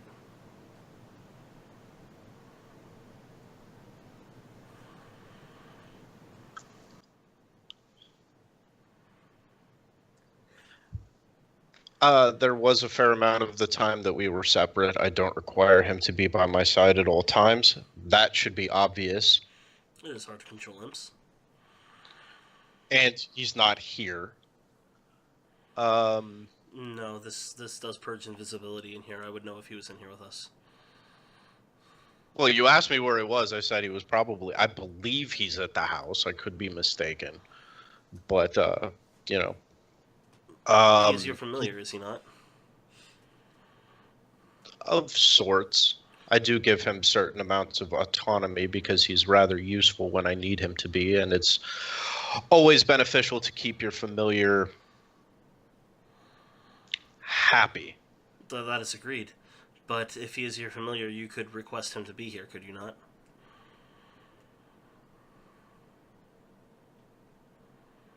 Sure. Will you, please? He is, without a doubt, unequivocally present at the time of the murder. Well, not at the exact moment of the murder, but he was in the building and in there several times. We do have documented proof of his laughing maniacally as people were killed. He does that. He was definitely taking part in the communications during then. He was surveying things, watching out for someone. The way he was acting implements whoever controls him. The way he was acting was definitely that of a obedient familiar at the time. That's why it's all fingers are pointing towards you at this point. He was looking... He is definitely involved in whatever happened. That is undoubtedly.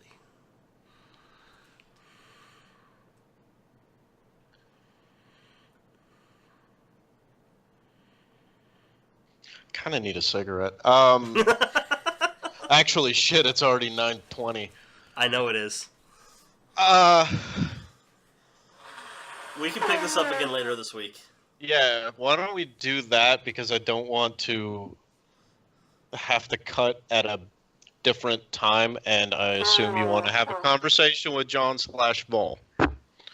Or, excuse me, Gruck and Vol. Yeah, you'll have a chance to talk to them after you're done with this whole interview process. Right, like I can leave now and you Dude, can talk to them. When you changed up how you wanted to do the original night, I had to really struggle to figure out how to implement you again. Like, a lot of that came from the fact that Vol, or the Gruck, said something. Yeah. So, but I realized that it is very easy to see invisibility in past events. So. Oh, yeah, absolutely. So My they big have nailed question is- that. They know. They have documented proof that Warwick is your imp. So I don't have a problem with that. it is gonna be interesting. Hi, Kayla. Hi. Your nose is so red, baby. Yeah, well, try being sick. Try having kids. I don't want to be sick. Yeah. I have kids. Yeah, but you don't deal with them as much as me. Out of curiosity, Matt, what spell are you using to see into the past? It's actually a combination of spells. But the primary one is Legend Lore. Okay. Because they just survey the legend of the room, of each room individually. Like, there was a lot of money poured into this, dude.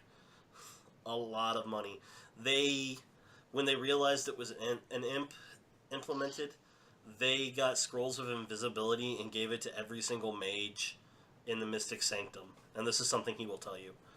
And it was several mages in the Mystic Sanctum that pointed their fingers at you being the owner of the imp. I would freely admit that Warwick is mine.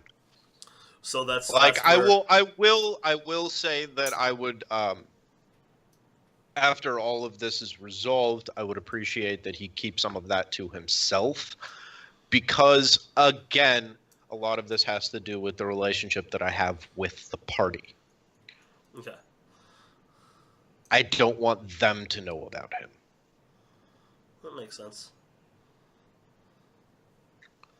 Like, again, they could have asked, and I would have been like, yeah, I have an imp. I'd like them not to know about it.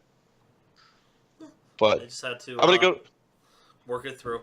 So, yeah, You're fine. we'll pick up this discussion then later on. I will text him that we're just going to wrap it up for tonight. Okay. I'm going to, if you want to have a conversation with them, whatever, I'll just take off 5 minutes early and call it a night. All right. I'll see you guys later. Bye. I'm going to let John come back and maybe Robert.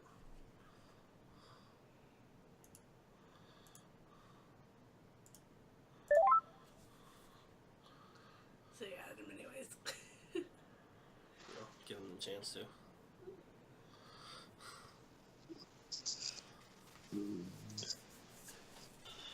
Hi. Hello. Did Pink leave? Yes, he has to go to Okay. work. So I'm going to pick up his roleplay later. There is still stuff that needs to be done for his roleplay. Okay. So, yeah, dude, the look on your face. Yeah, I was about ready to crap myself. Dude, the look on... Yeah, I sent Vol a text in there saying, as you're waiting by a boat, the larger number of guards start to patrol the dock area, a higher than normal number. And Vol says, huh.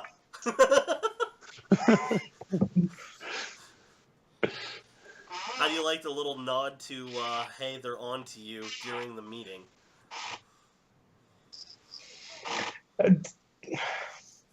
I didn't know for sure whether or not I liked it. Because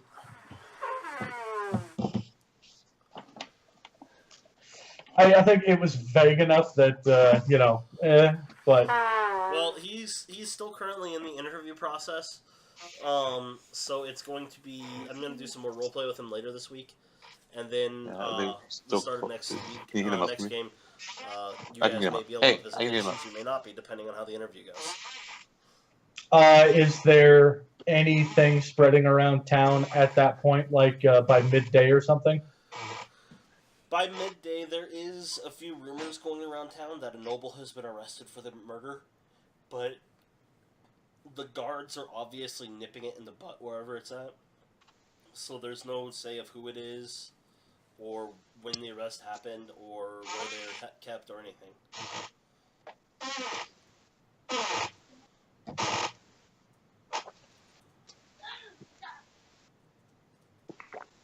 Huh.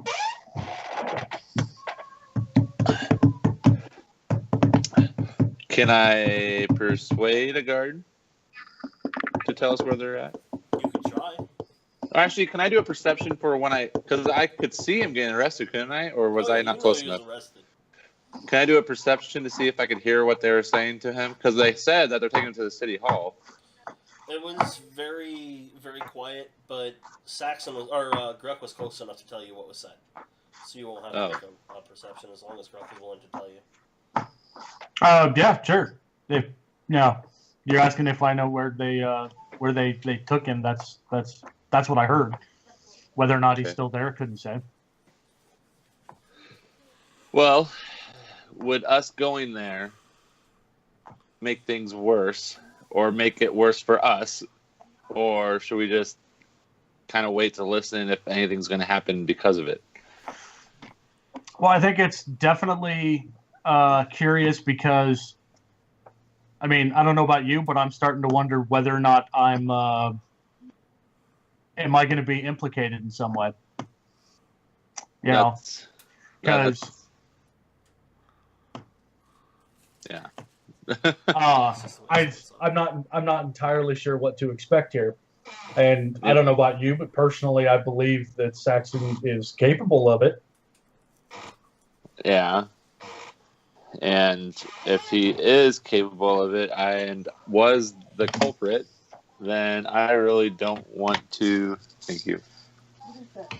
Celine wants me to fix it. She wants me to super glue the edges. Because the rubber thing around it keeps falling out. I just think that pretty much that if we try to say, hey, you have our friend, and they know, I mean, obviously I'm sure they know that we're together, but if we go there trying to even include ourselves in this mess, I think it might get them saying, oh, maybe they're a part of it too, or whatever. Even though I guess we were away, though.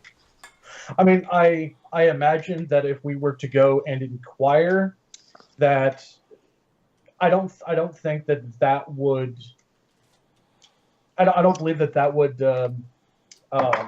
incriminate us. I don't see any way that would incriminate us any more than we would be without our knowing now. But it would depend on, I guess, maybe how we presented ourselves while we were there, if nothing else. Yeah. Well, I guess, yeah, we inquire information, just say, hey, what's going on? Why are you holding our friend? Yada, yada, yada. And then I think there is enough. I mean, it happened the night that we were at God's Tower. So we obviously weren't even around for it. You know what I mean? I mean, but then also did Saxon have a presence at this thing? Is that, like, was he considered at the God's Tower, but also seen at said thing? Well, if you recall, during that fight, I dove off the cliff to go after somebody, and somebody came down to get me and her and brought us back up. Do you remember that? No, I was out. Oh yeah. Were you not at that session? No, he was unconscious. Oh, well, okay.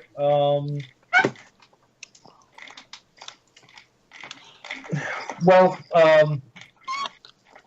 during that fight, it was not actually Saxon that was there. Zerat had taken his place. Okay. And he revealed himself because somebody that was sent to help us in the fight, like I don't know who they are, not really, was thrown off. Yeah, not yet anyway. Was thrown off the cliff, and I dove off the cliff in order to save her life. And Zerat turned back into his dragon form in order to, well, he thought to catch us, but instead, because I saved her and myself, that he just brought us back up to the top of the cliff. So why was there out there then? I don't know. You do know, though, for that group, by the way, just as a side note, they had a symbol on them, and given your history check, you know it's actually a fairly famous group of adventurers in the world, known as the Gladius Mortium. You guys still need to have a name for your group at some point. The Heroes of Seaport. The Heroes of Seaport. Plus a potential murderer. Team Haas. HOS. Haas. And I don't remember what you were doing the rest of that night after we got back. Although you guys have elevated from Heroes of Seaport to Heroes of the God's Isle now. So would that be Hoggy? Yeah. What? You're Huggy.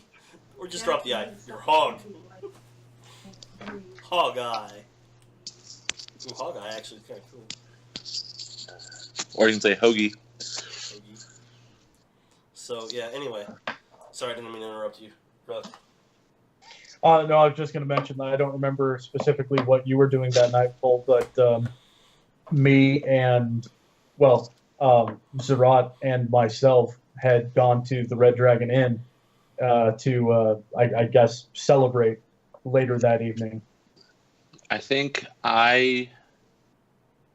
what did I do? I think I just rested at Hecte's temple.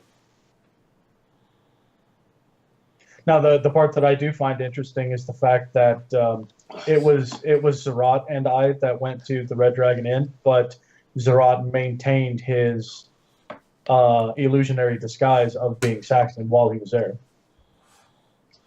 So he did that throughout the night. And we don't know why. Yeah. That's why I couldn't find you.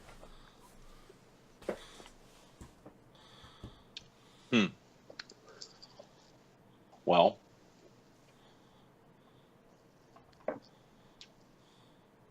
this kind of makes me not trust Saxon.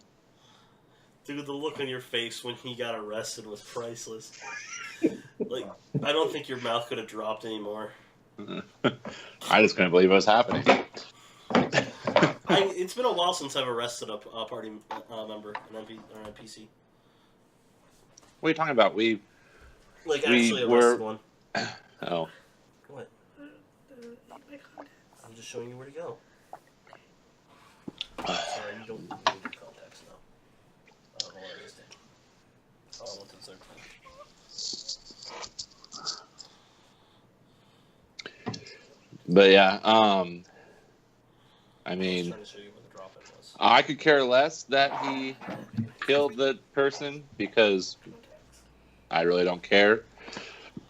But for him not to tell us about said things makes me wonder what else he's not telling us. I would definitely agree to that.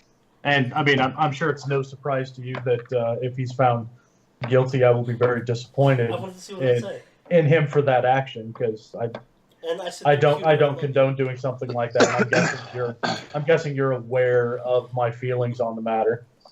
I am. And everything I do, aren't you? personally, I could care less about how you feel about that. But with him supposed to be our ally, I don't like that he doesn't tell us the truth or tell us things that, hey, by the way, you should know about this because something like this could happen. Yeah. I definitely would agree to that, and you're right. It definitely makes a person curious as to, assuming that this is all true and he ends up being convicted.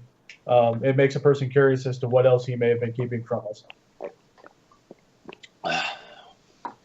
Yeah, that's very true. Well,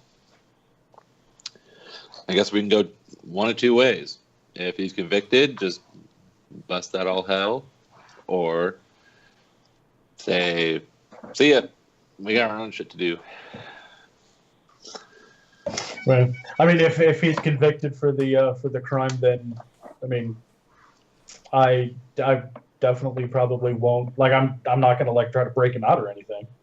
That much is for sure. Yeah. So if he's convicted, you are not going to stand by him? In other words? No, I would not. That helps Vol understand that a little more. So, Vol, it'd be up to you if you want to stand by him, if he's convicted or not. That's something you have to decide. Now, when you say stand by him, you're talking about. When you say stand by him, you're talking about stand by Saxon? Yes. Okay. I wanted to make sure that I didn't just say that I won't stand by Vol if Saxon is convicted. No. This has nothing to do with the two of you. This is, will you stand by Saxon if he's convicted? Will you stand by your party member, or will you let his actions be his actions? And you don't have to answer it right now. That's just a decision you're going to have to make over this next week. Okay. Because he may not be convicted. Who knows? We'll see what happens. Well, from my experience with him, he's a pretty good bullshitter. It's also hard to bullshit in a zone of truth, though. That's true, but he can also tell the truth without telling the truth. Yeah, it might depend on how good the evidence is. But how good the investigator is? No. That has nothing to do with any of it. It's his ability to tell a story still sucks. Yes, on that. Yeah. Yeah, he's like what, batting 300 on that one or something. Yeah. In terms of being able to tell a decent story. Anyway, but yeah, I guess I can't make a decision right now. I gotta think about it. No, this is, like I said, I told you at the beginning of this game, I said this is going to be one of those games that's going to define the entire campaign. I wasn't kidding when I said that. I also need to think about how much of an ally I need in Saxon. Yeah. To achieve my potential goals. Well, I guess one of the questions to ask on that is how upset is Gruck going to be when you start walking around with zombies and skeletons? That's a very good point. I can already tell you that Ozzy's going to be like, well, I'm not so sure about that, but I think we should. That's unnatural. That's nasty.